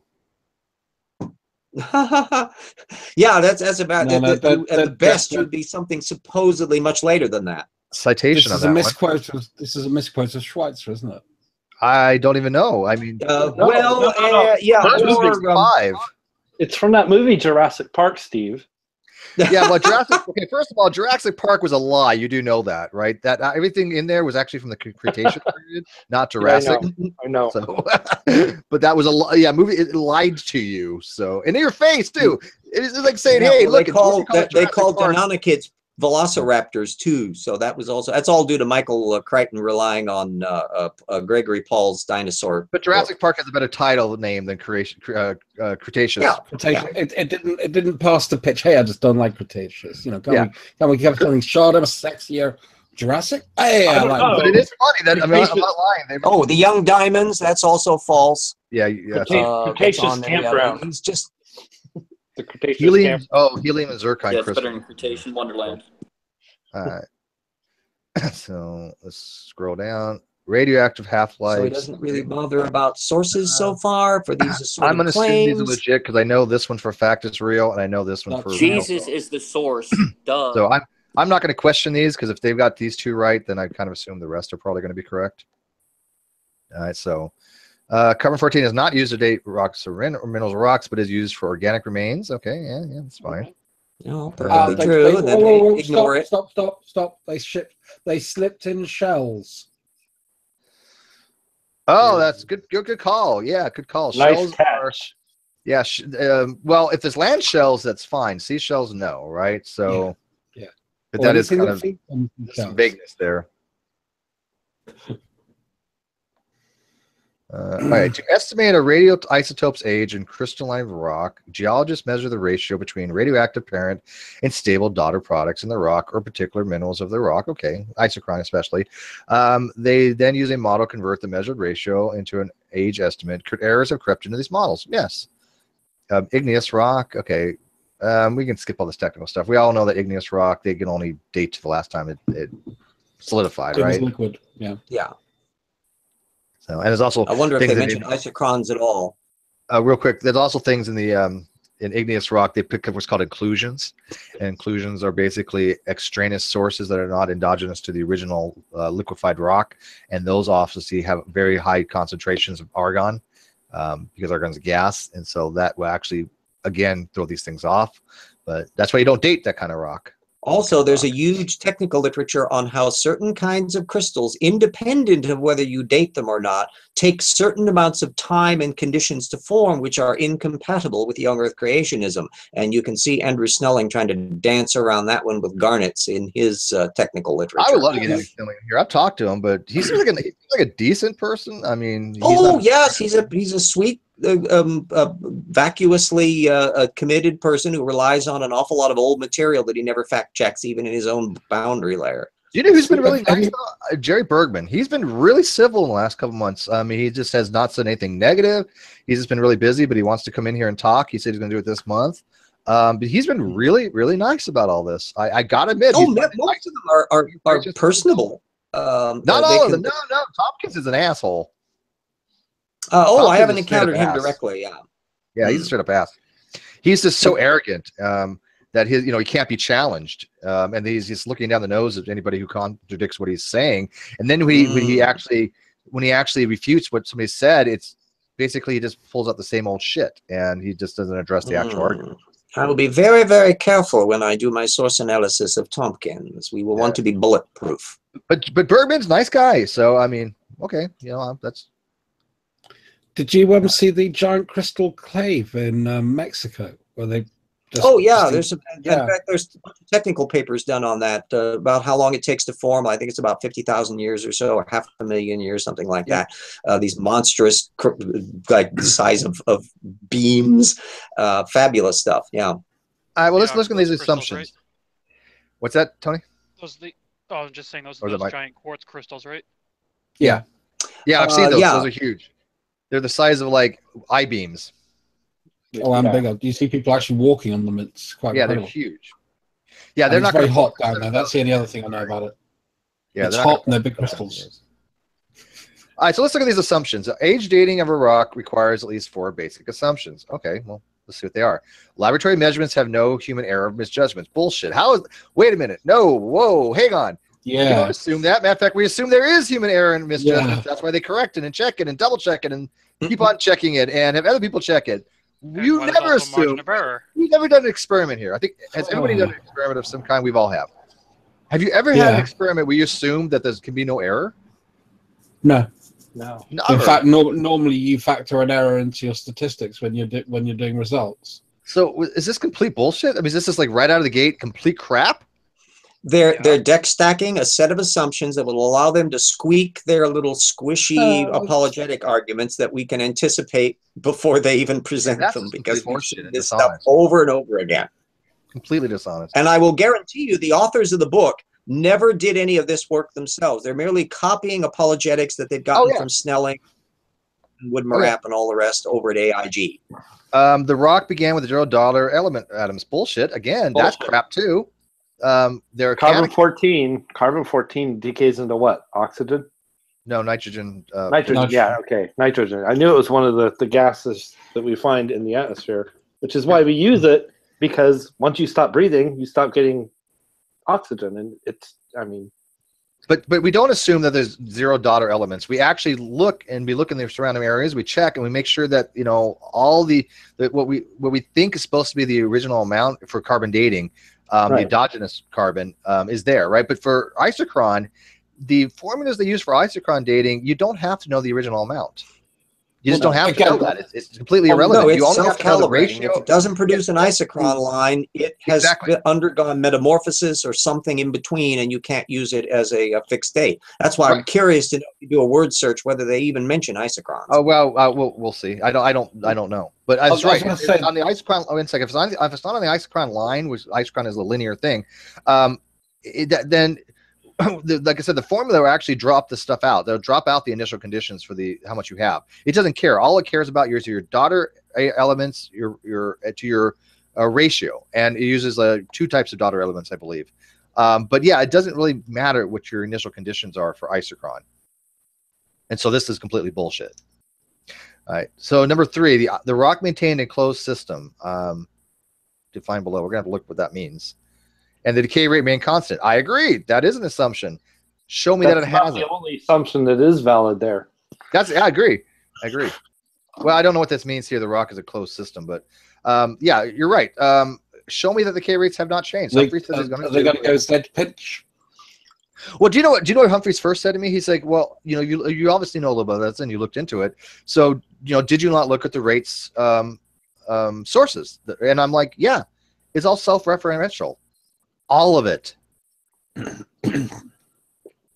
mean, you mean that big rate study, that monster 2-volume work? Yeah. Yeah, it's all self-referential. They basically say we believe that decay rates have changed because we believe that the decay rates have changed because the Bible says the earth is young. We have no evidence that the decay rate have changed. The evidence we have is the Bible. That's it. There's no scientific evidence that the decay rates have changed. Humphreys has not provided any yet. And it would be difficult for him to do so because it would be impossible. Well, I don't know if it'd be impossible per se. Well, okay, it would be impossible for the fact that if they had changed, we'd all be not alive to even observe it. So, does everybody know what happens if the decay rates have changed? And I mean, to the point where you're going to get billions of years of accounting for energy in 7,000 years. Do you know what's going to happen? Do you know what's affected? Time to get your marshmallows out? Yeah, it's going to get really hot, like the point where liquefy the crust. I actually just had this conversation with Nathaniel Eisner, where he was insisting that prior to Noah's flood, the decay rates were tens of thousands of times higher than they are now. I made the point that, okay, so now Noah's walking around on this molten planet, and somehow all the animals and all the plants are living contentedly on it. There's a reason. And the glow in the dark from all that extra radiation, it was just idyllic. It's self-refuting, right? It's called meltdown for a reason, folks. Meltdown. Yeah, it's self-refuting because, long story short, and I've said this before, but maybe you guys don't remember, if you change the decay constants, lambda, you're going to change what's called the fine structure constant, which is called alpha. You change that, you change C, which is the speed of light. You change that, you change the electric and magnetic constants, which are the permittivity and permissivity of the universe. Once you start messing with those things, you cannot form atoms any longer. You can't overcome the Coulomb barrier. Living together, massive. It's mayhem, right? I also think you should keep the. There's a relationship between all this stuff. Yeah. And by the way, that's part of the problem why they have to be, they should be so wary. A few of them, Jason Lyle once in a while realizes how dangerous the turf they're traipsing into. And he constantly has to be very careful about hedging his bets. But some of these just blunder into it, especially at the lower echelon level, and don't realize, holy smokes, these numbers are all connected. Once they start, and they all go back to people in the live chat are saying that it's not rocks are not a closed system. I agree, but I'm not going to harp on this because it says define below. So I want to know what they mean by this, but no, I don't think this. Yeah, we'll see whether you do. It wouldn't be the first time that people actually claim they're going to define something and they don't really get around to doing it. Measuring the radioactive parent and stable daughter isotope or elements to obtain a ratio between them must be accurate, and it usually is. Okay, fair. Keep in mind that most laboratory technicians are trained in the belief of an old Earth. Why would that matter? They say they probably also are trained in the belief that the Earth is not flat, but that doesn't make the geography go away. Yeah. Okay. So blah blah blah. So they find a time and they correlate it to a time on the geochrometric scale, I guess, right? A geological time, geochronometry. Next, a technician assumes that the radioactive apparent isotopes began decaying right when the mineral crystallized from the melt. Well. Okay, I mean they do start. I mean they're decaying all the time. As long as you have a certain amount of a part of material or element, it's going to decay. Yeah, they were doing it before the rock formed. Yeah, they'll be doing it after the rock formed. The question is, why are they in that chunk of rock? And what happens to it when the decay products can't go anywhere because they're trapped in the rock? He also assumes. Steve, be generous. Give them 100 or 1,000 years on a uranium 238 test. I'll be happy. Well, I'll be generous on this one. Look at it. He assumes that none of the stable daughter elements are present at this time. How much contamination would you need to factor in something that goes from 4.5 billion years to 7,000? Yeah, there's some of the ones where the very existence of some of the the daughter isotopes couldn't have existed except if they had been there a really, really, really, really, really long time. Right. And how can anybody claim to know the mineral that began with 100% radioactive parent and zero decay daughter elements? It doesn't matter. You're looking at ratios.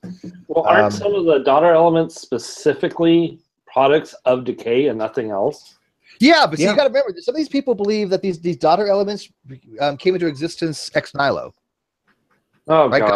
God created the Earth. Gentry and his polonium halos. For example, right. Oh, did you guys see that one? Matt Slick brought up radiometric halos again, right? Polonium halos. Mm-hmm. Oh, yeah. It's a niche. Pleiocroic halos. He mispronounced this. Pleiocroic halos. That's how you pronounce it. He calls it pleiochronic or something. I don't know. It's pleiocroic. Yeah, Snelling has just done a recent paper on the subject. He's still pushing them. Yeah, but we had Wolf King asked Matt Slick, what do you think of polonium halos? And he said, well, I don't really know much about them, but, you know, I'm kind of like on the fence or something on it. And now he's promoting it again, which he did before, that, oh, look, we have these pleiocroic halos that have a discoloration that can't be explained. They can only be put there by, a divine being in stasis. No. I've explained to him in no uncertain terms how this is. I've written it up. General Han Solo has sent it to him on Facebook. I've sent it on the G+. Look, we can explain this. I can explain to him polonium halos. It's one area that I've looked into quite extensively when I wrote my presentation. So he's absolutely wrong. But that's not a common thing. A lot of people don't know about the polonium halos, right? So it's not like it's a argument that everybody kind of looks into. I mean, in fact, the permeability of radon in a mica crystal. That's exactly what it is. It's radon 222, and you have mica or biotite or granite.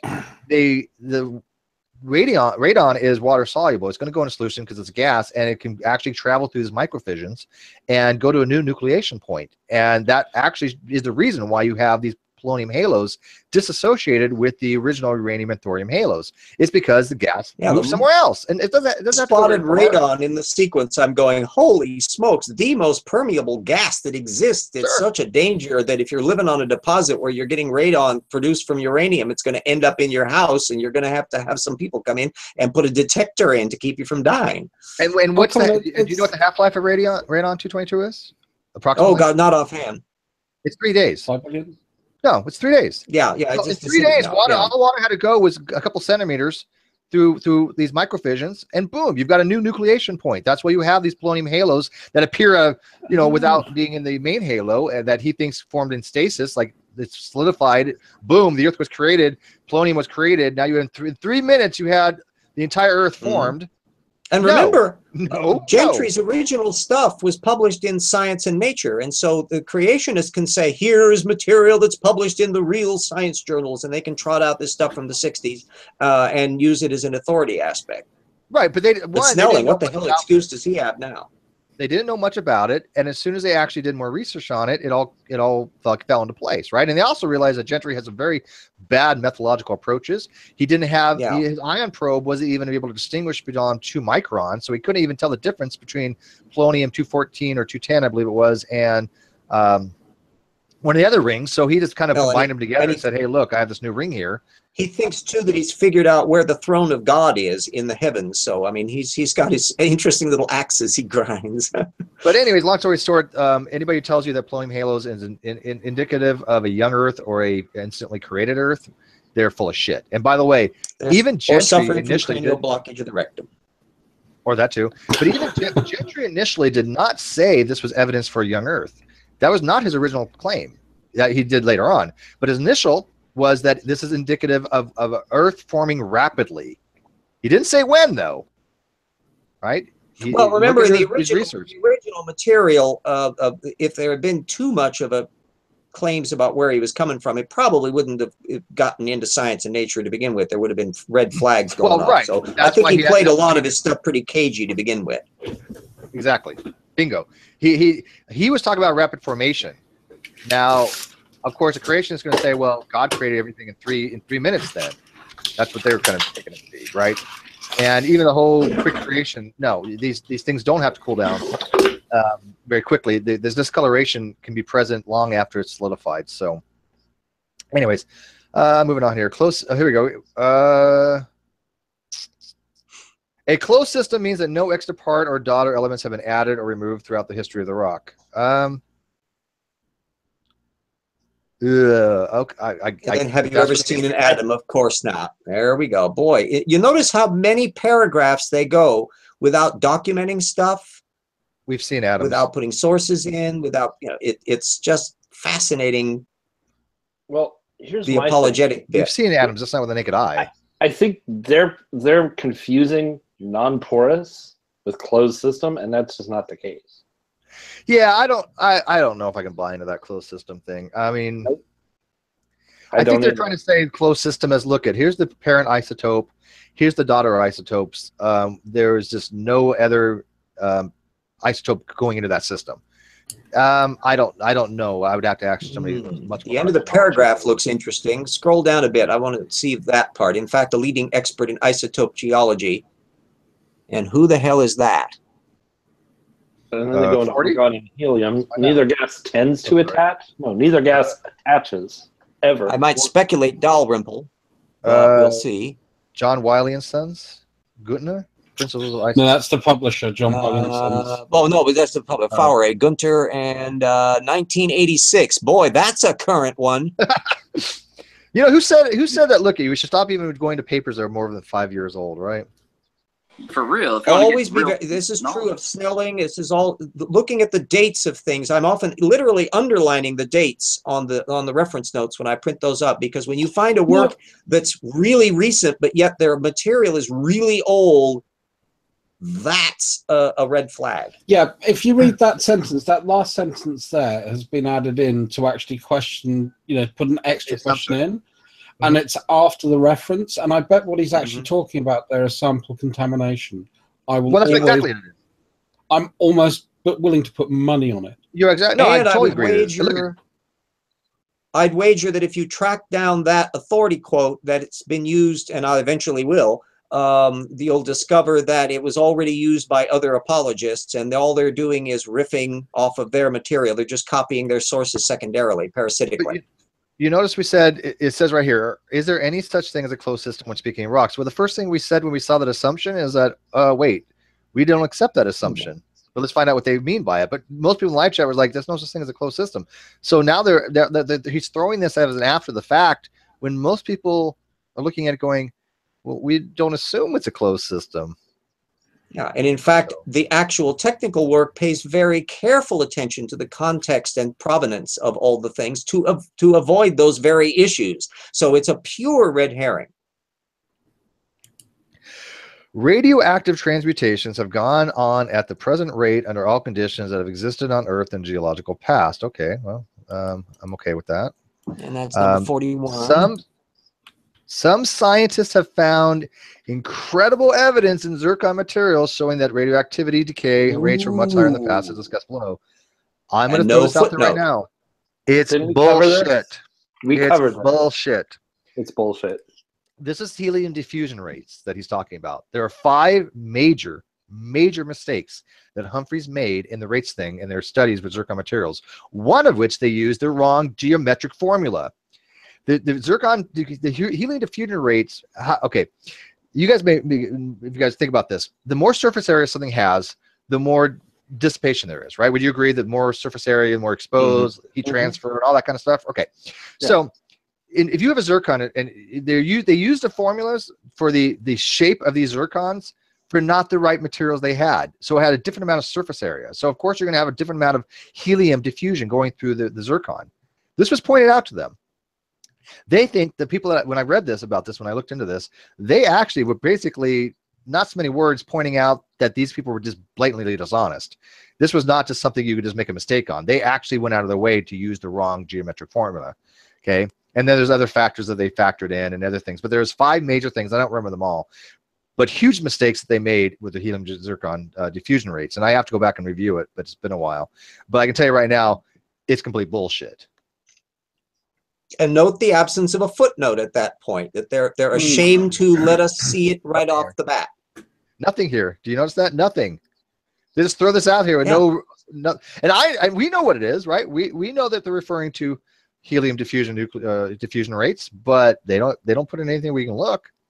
But that's where a scholarly methods approach is so useful, because when you're looking at footnoting, the sudden absence of a footnote just leaps out at you, as an indication that they're trying to pull a fast one on you or themselves at the same time. And the next one is dumb as shit. Okay, this is Hoven's dumbass not understanding. Yeah, I saw Hoven as soon as I saw a candle on the table. Totally Hoven. So consider a burning candle sitting on a table. How long has that candle been burning? This can be calculated if the candle burn rate and the original length is known. Or you can add up all the fucking melted wax, and you can tell by that too. If you add up all the products, you get the original amount. Because we still have the or at the daughter very element, least which a is the minimum wax. rate. What? You can get a minimum amount of time that it would be done, even not because it might have been sporadically, but you can get a floor at least. Yeah, you get a floor, base.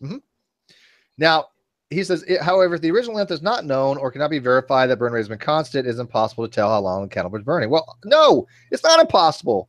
Again, if I have a foot-long candle and I know the burn rate, I can test the burn rate, and I can see I have this much wax on the bottom of the candle, I know how long it's been burning. I don't have to know the original amount.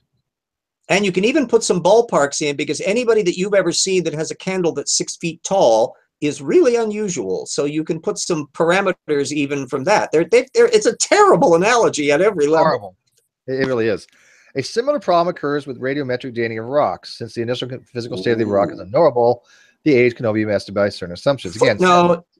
Yeah, we'll look at the footnote. But you know how many people use this candle analogy, and then when you just bring it up to them, well, no, you can look at the candle. You see what's been burned. They still will be out there going, no, you can't. This is a footnote. There's a big science source. I don't even know. I don't even know what the hell this is. Judith Edgar. Well, Master Books, that's a creationist publisher. Green Forest, they published a lot of Morris's stuff, so that's a creationist book. He's not citing a technical work. The name of the book is Foolish Faith. Yeah. He's having a secondary source that is a non-technical work that may or may not have any documentation whatsoever. Already, he is committing a secondary source error. Technician. Okay, so, man, technicians. Now we're into helium and accelerated decay rate. Yeah, this is gonna be interesting because I love when people say like, "Well, water accelerated decay rate." Okay, how? Technicians measure the amount of radioactive uranium-238 and the amount of stable lead-206 within a given crystal to estimate the amount of radioactivity decay that's happened to igneous rock like granite. Again, I don't know why they're using igneous rock, but okay, uranium-lead is a legit method, right? Decaying uranium-238 forms 8 helium atoms on the way to becoming lead-206. Yeah, but this is kind of misleading. It's the uranium itself doesn't produce 8 helium atoms. It's that in the decay chain, thorium, it's the byproduct, radion and radium, radon, radium, and a few other things are alpha emitters. Polonium are alpha emitters. So by the time you get to at 6, there are other elements that produce the helium atoms, right? The writer may not know that because they're reading sources that are not explaining it clearly to them. Right, but if you don't know anything about this subject, I mean, who's the biggest idiot we got around? Mr. Intelligent Design, obviously. If I said Mr. Intelligent Design, I wasn't referring to anybody in the room here, by the way, or in the live chat. Although I was willing to volunteer. I'm dull as a sack of hammers on lots of things that I don't know anything about. Well, I mean, just read it as is. Decaying uranium-238 forms 8 helium atoms on the way to becoming lead-206. To me, that implies that the uranium-238 sends out a helium atom and spits out another one and spits out another one. But that's once it's actually spit out one, it's already changed the isotope. It's already become a new. Yeah, they could have worded it better, but it's very worded. Once it spits out a helium, it is no longer uranium-238. Right. It's actually diminished 4 nucleons and 2 protons, which means it's gone down 2 on the periodic chart, which I believe is thorium. Is it thorium-234? Is it? I would have to look. But yeah, I was just okay. So the helium atoms are temporarily trapped within the zircon crystal, which is considered a closed system as possible in the mineral world of mineral. Okay. However, the helium atoms leak out of solids and into the atmosphere by passing through microscopic cracks in minerals, or by diffusing right through the spaces in the crystal's net-like atomic arrangement. Here's the thing that's funny. They'll actually admit that these helium atoms, which are basically He-2, helium's that have been stripped of his weight from his electrons, They can pass through and diffuse, but you tell them that radon 222, excuse me, radium. No, I'm sorry, radon. You always get things confused. Radon 222 can pass through these microfissions. They look at you like, oh, well, that's just an ad hoc explanation. Why? Helium can pass, but the other one can't. Yeah. Yeah. I mean, I got to admit, obviously, radon 222 is going to be a much larger atom, but you're dealing with microfissions that are much greater than the size of these material or these elements. So, right. You can see them with a microscope, for crying out loud. Think of a crystalline atomic lattice as a cage made with a chain link fencing. Actually, it's more like a three-dimensional cube, and then you have what's called interstitial point defects in the lattice. So in the lattice, when you have an interstitial point defect, you have one atom that is out of place, and that allows for a defect. And when you have a crystal and you break the crystal, it'll usually shatter where you have those interstitial point defects. Yeah, I actually remembered shit from my metallurgy class, motherfuckers. Okay, so dogs remain trapped in the cage, but squirrels can pass through the spaces. Helium atoms are like small animals. They can squeeze through those spaces, the atomic lattice. Okay, fair enough, whatever. Blah, blah, blah. Do we really care about this? It's so boring. An internationally renowned laboratory then measured the rate of helium that leaks out of the diffusers to the rock. The granderite, which, by the way, I said this had to do with helium diffusion rates.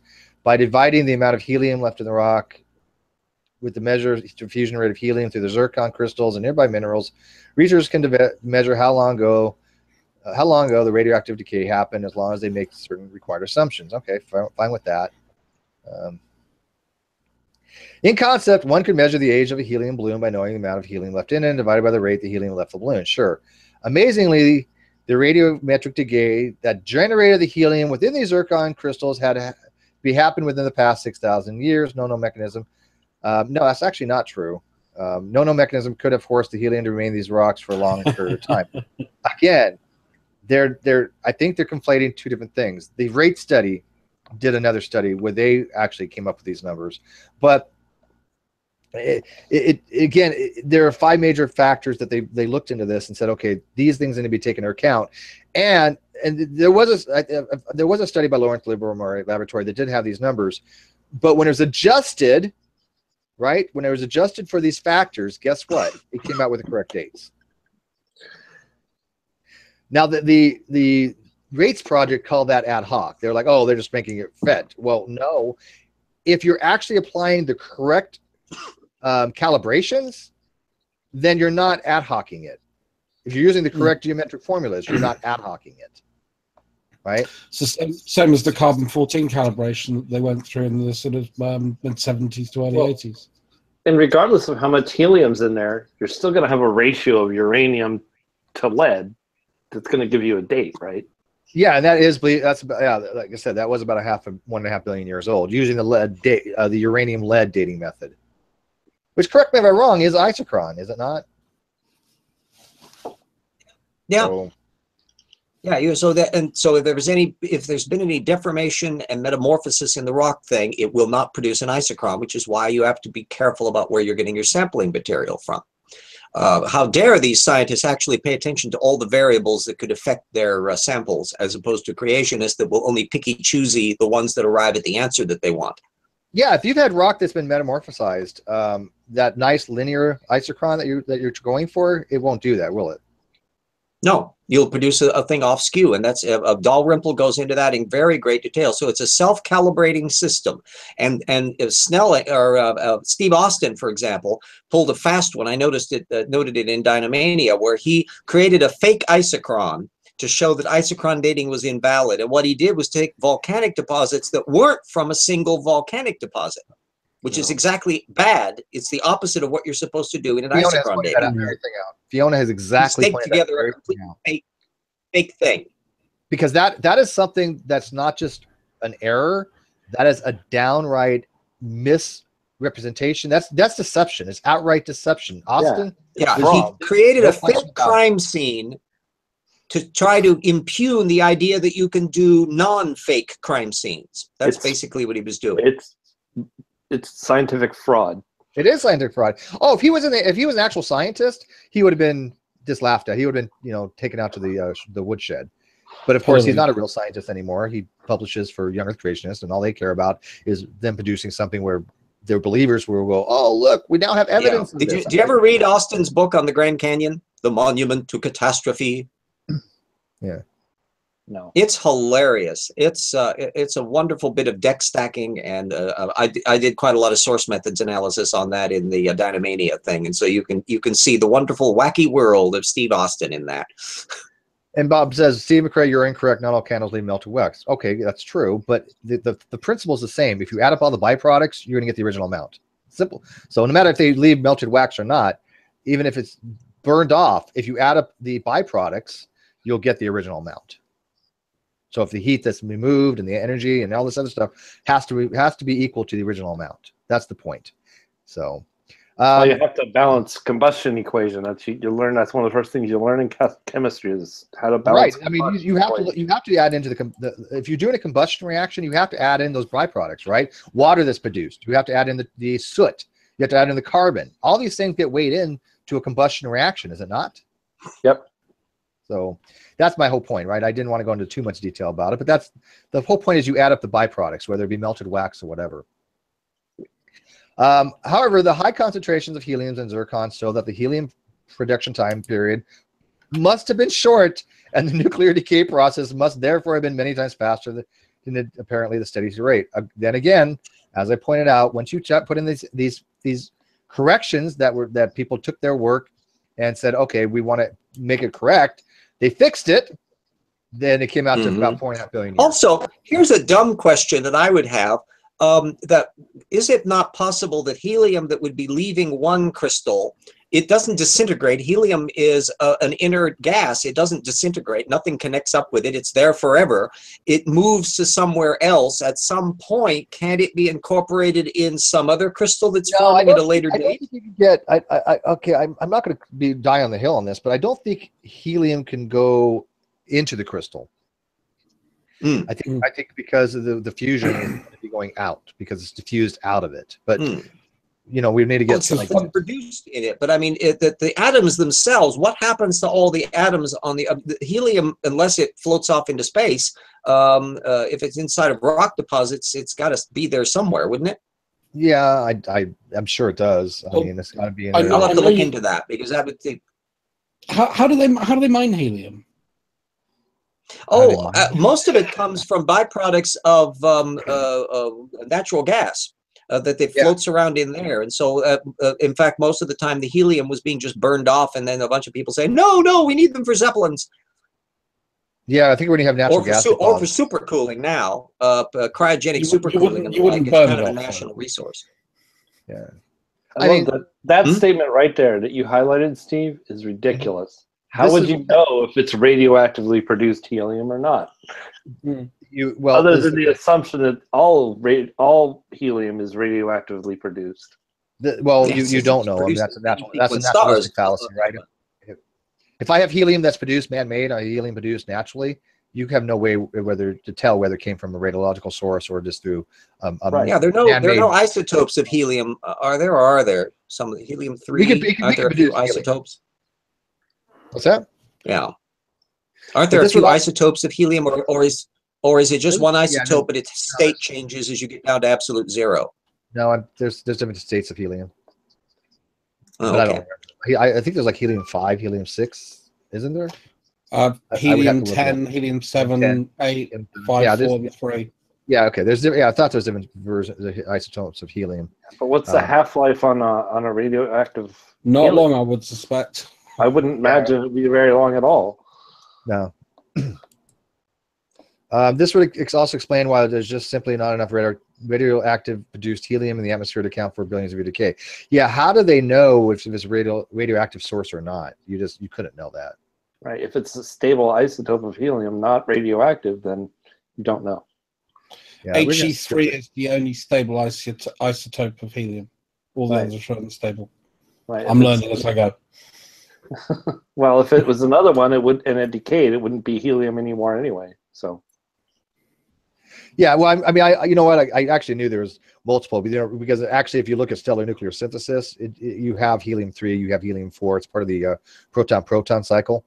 So when you have a proton-proton cycle, it's a 4-step process converting hydrogen and helium. 10 to the -9. That's pretty quick. Yeah, that's pretty fast. But see, in stars, quick. in stars, you have the helium-3 and the helium-4 isotopes are critical. That's how you have this proton-proton cycle in a star. So yeah, they also have to take into account beryllium-7, beryllium-8. One decays when one doesn't. Beryllium-7 decays. Beryllium-8 is stable, or at least has a it's not. It's very, very, very long life. One of them is actually stable and actually acts as a poison to the star, and I can't remember which one it was. Mute that bozo says, "Damn patriarchy! Where's the helium?" It's quite good, actually. Yeah, the longest half-life is 119 milliseconds. Yeah, so that's pretty quick, right? Trivial detail: why it's called helium is because it was first detected in the sun.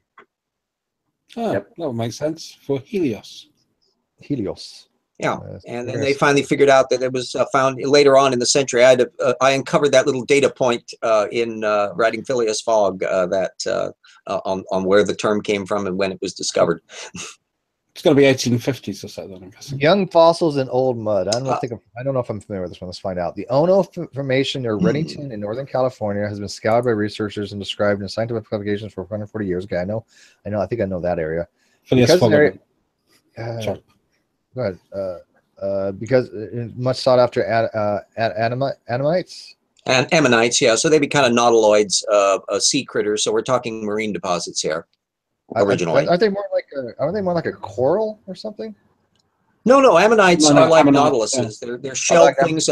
Some of them were straight shell, but most of them were curly. So if you see these curly things, spiral shells, those are typically ammonites. I know exactly what they are now. You know why? Because I actually have one in my house. I actually have these ammonites in my backyard. They're little white spiral shaped cone things. Yeah, and they used to look like they had an octopus sticking out the front of it. Yep, they're actually part of the diatonomous. Is that what it's called? Diatonomous sand. Yep, that they've used. And completely extinct now. Here we go. So Dr. Andrew Snelling, geologist, gathered 4 samples. Blah, blah, blah. I don't even want to deal with this. This is such crap.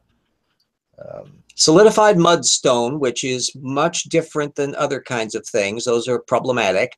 And so where did he come up with his cute little datings and supposedly finding woods? You see, the problem with a lot of mudstones, it's that they're stuff that's crap that can muck in much later than the actual deposit.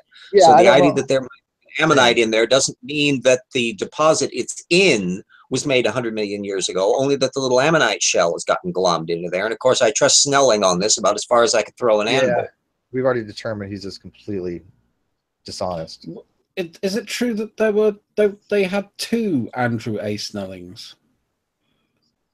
No, I've only seen one.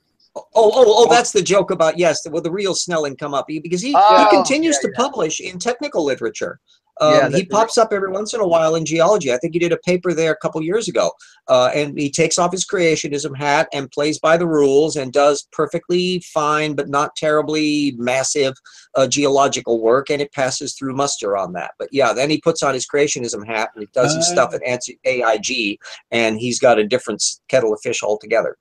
Yeah, there's actually a blog out there called Where the Real Snellings Please Stand Up. I've just seen that. I'll just try to work out whether there were 2. No, there's only one. The only one I always have to bother about is Sean Carroll, because there's like 3 different Sean Carrolls, 2 of them biologists and one of them a physicist, and you always have to watch out from one to the other. So it's very fun. Do we want to go into carbon dating? I don't know.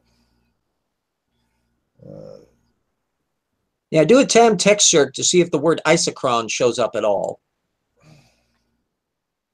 I'm suspecting it doesn't. And if it doesn't, that means they're leaving out a huge amount of information, and I would contend it's because the sources they read never mentioned it.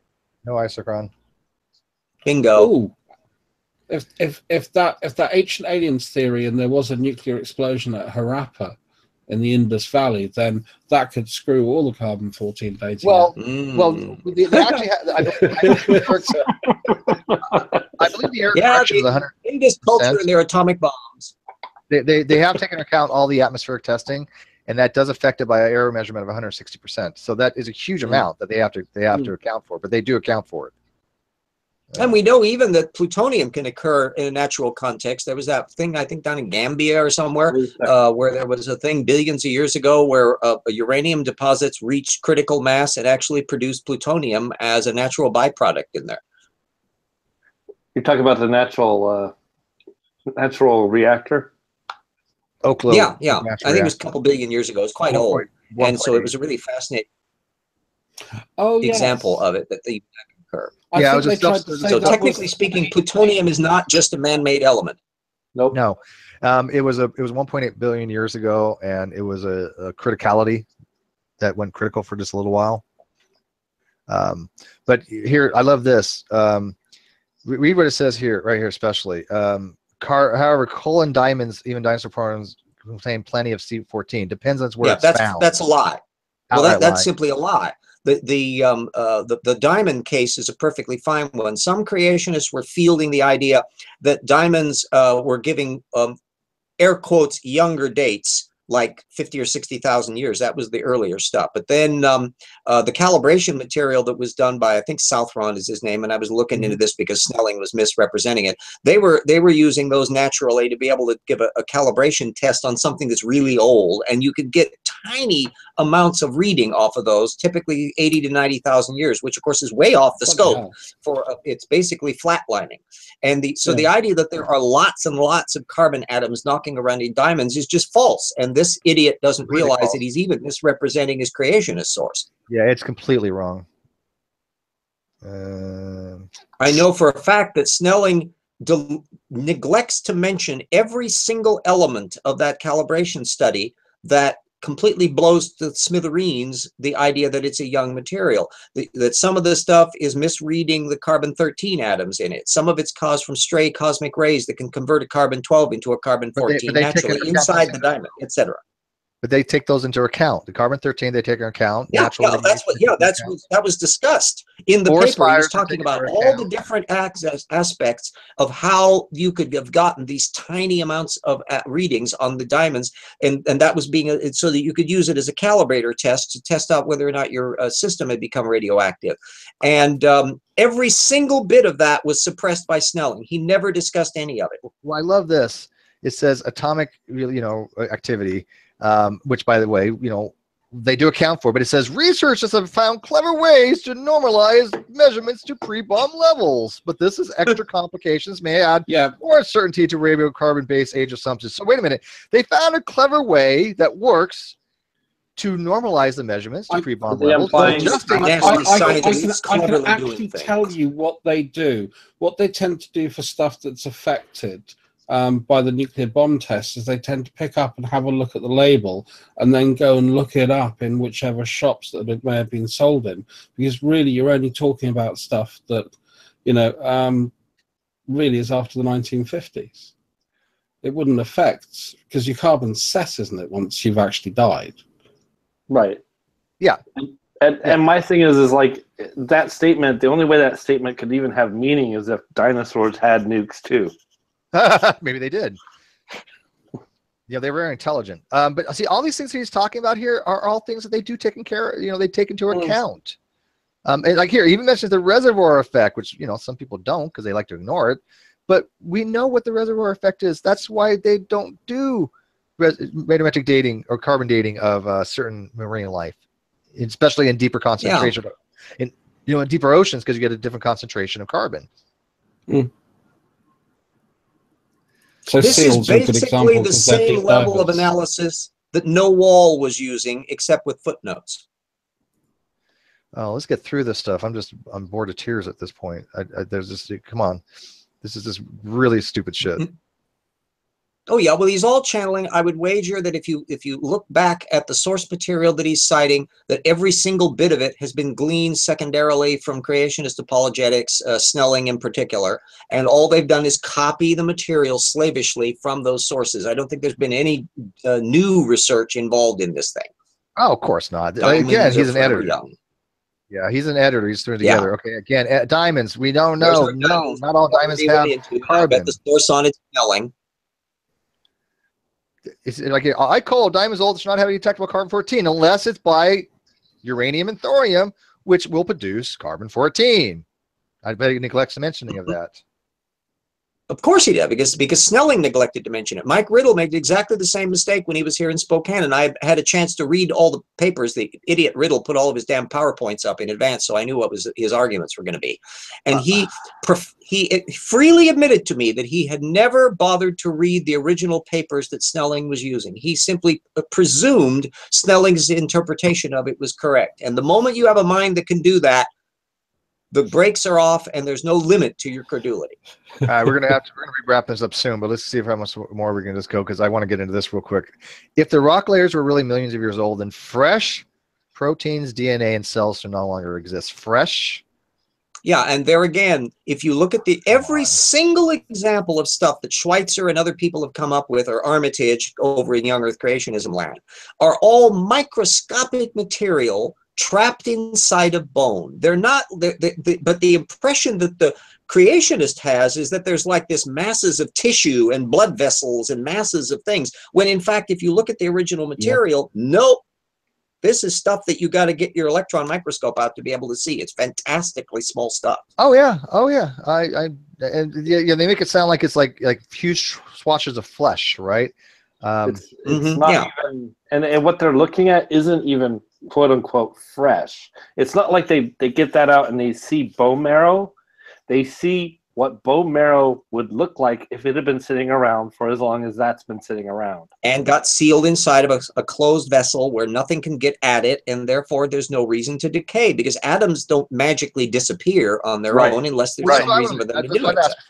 Look, if you have a protein and you have no collagenase to break anything down, for example, like cellulose, right? You don't have the enzyme to break down, not cellulose, I'm sorry, collagen.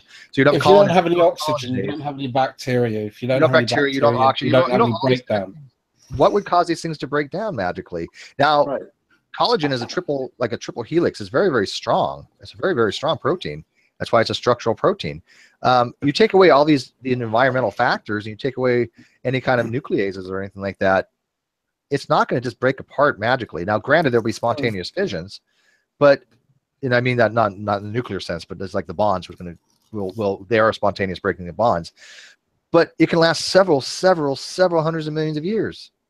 Right. Yeah. Hadrosaur blood vessels pops out to my eye, because that, of course, is going to be a cylindrical shaped thing. It's not the blood; it's the tube the blood moves in.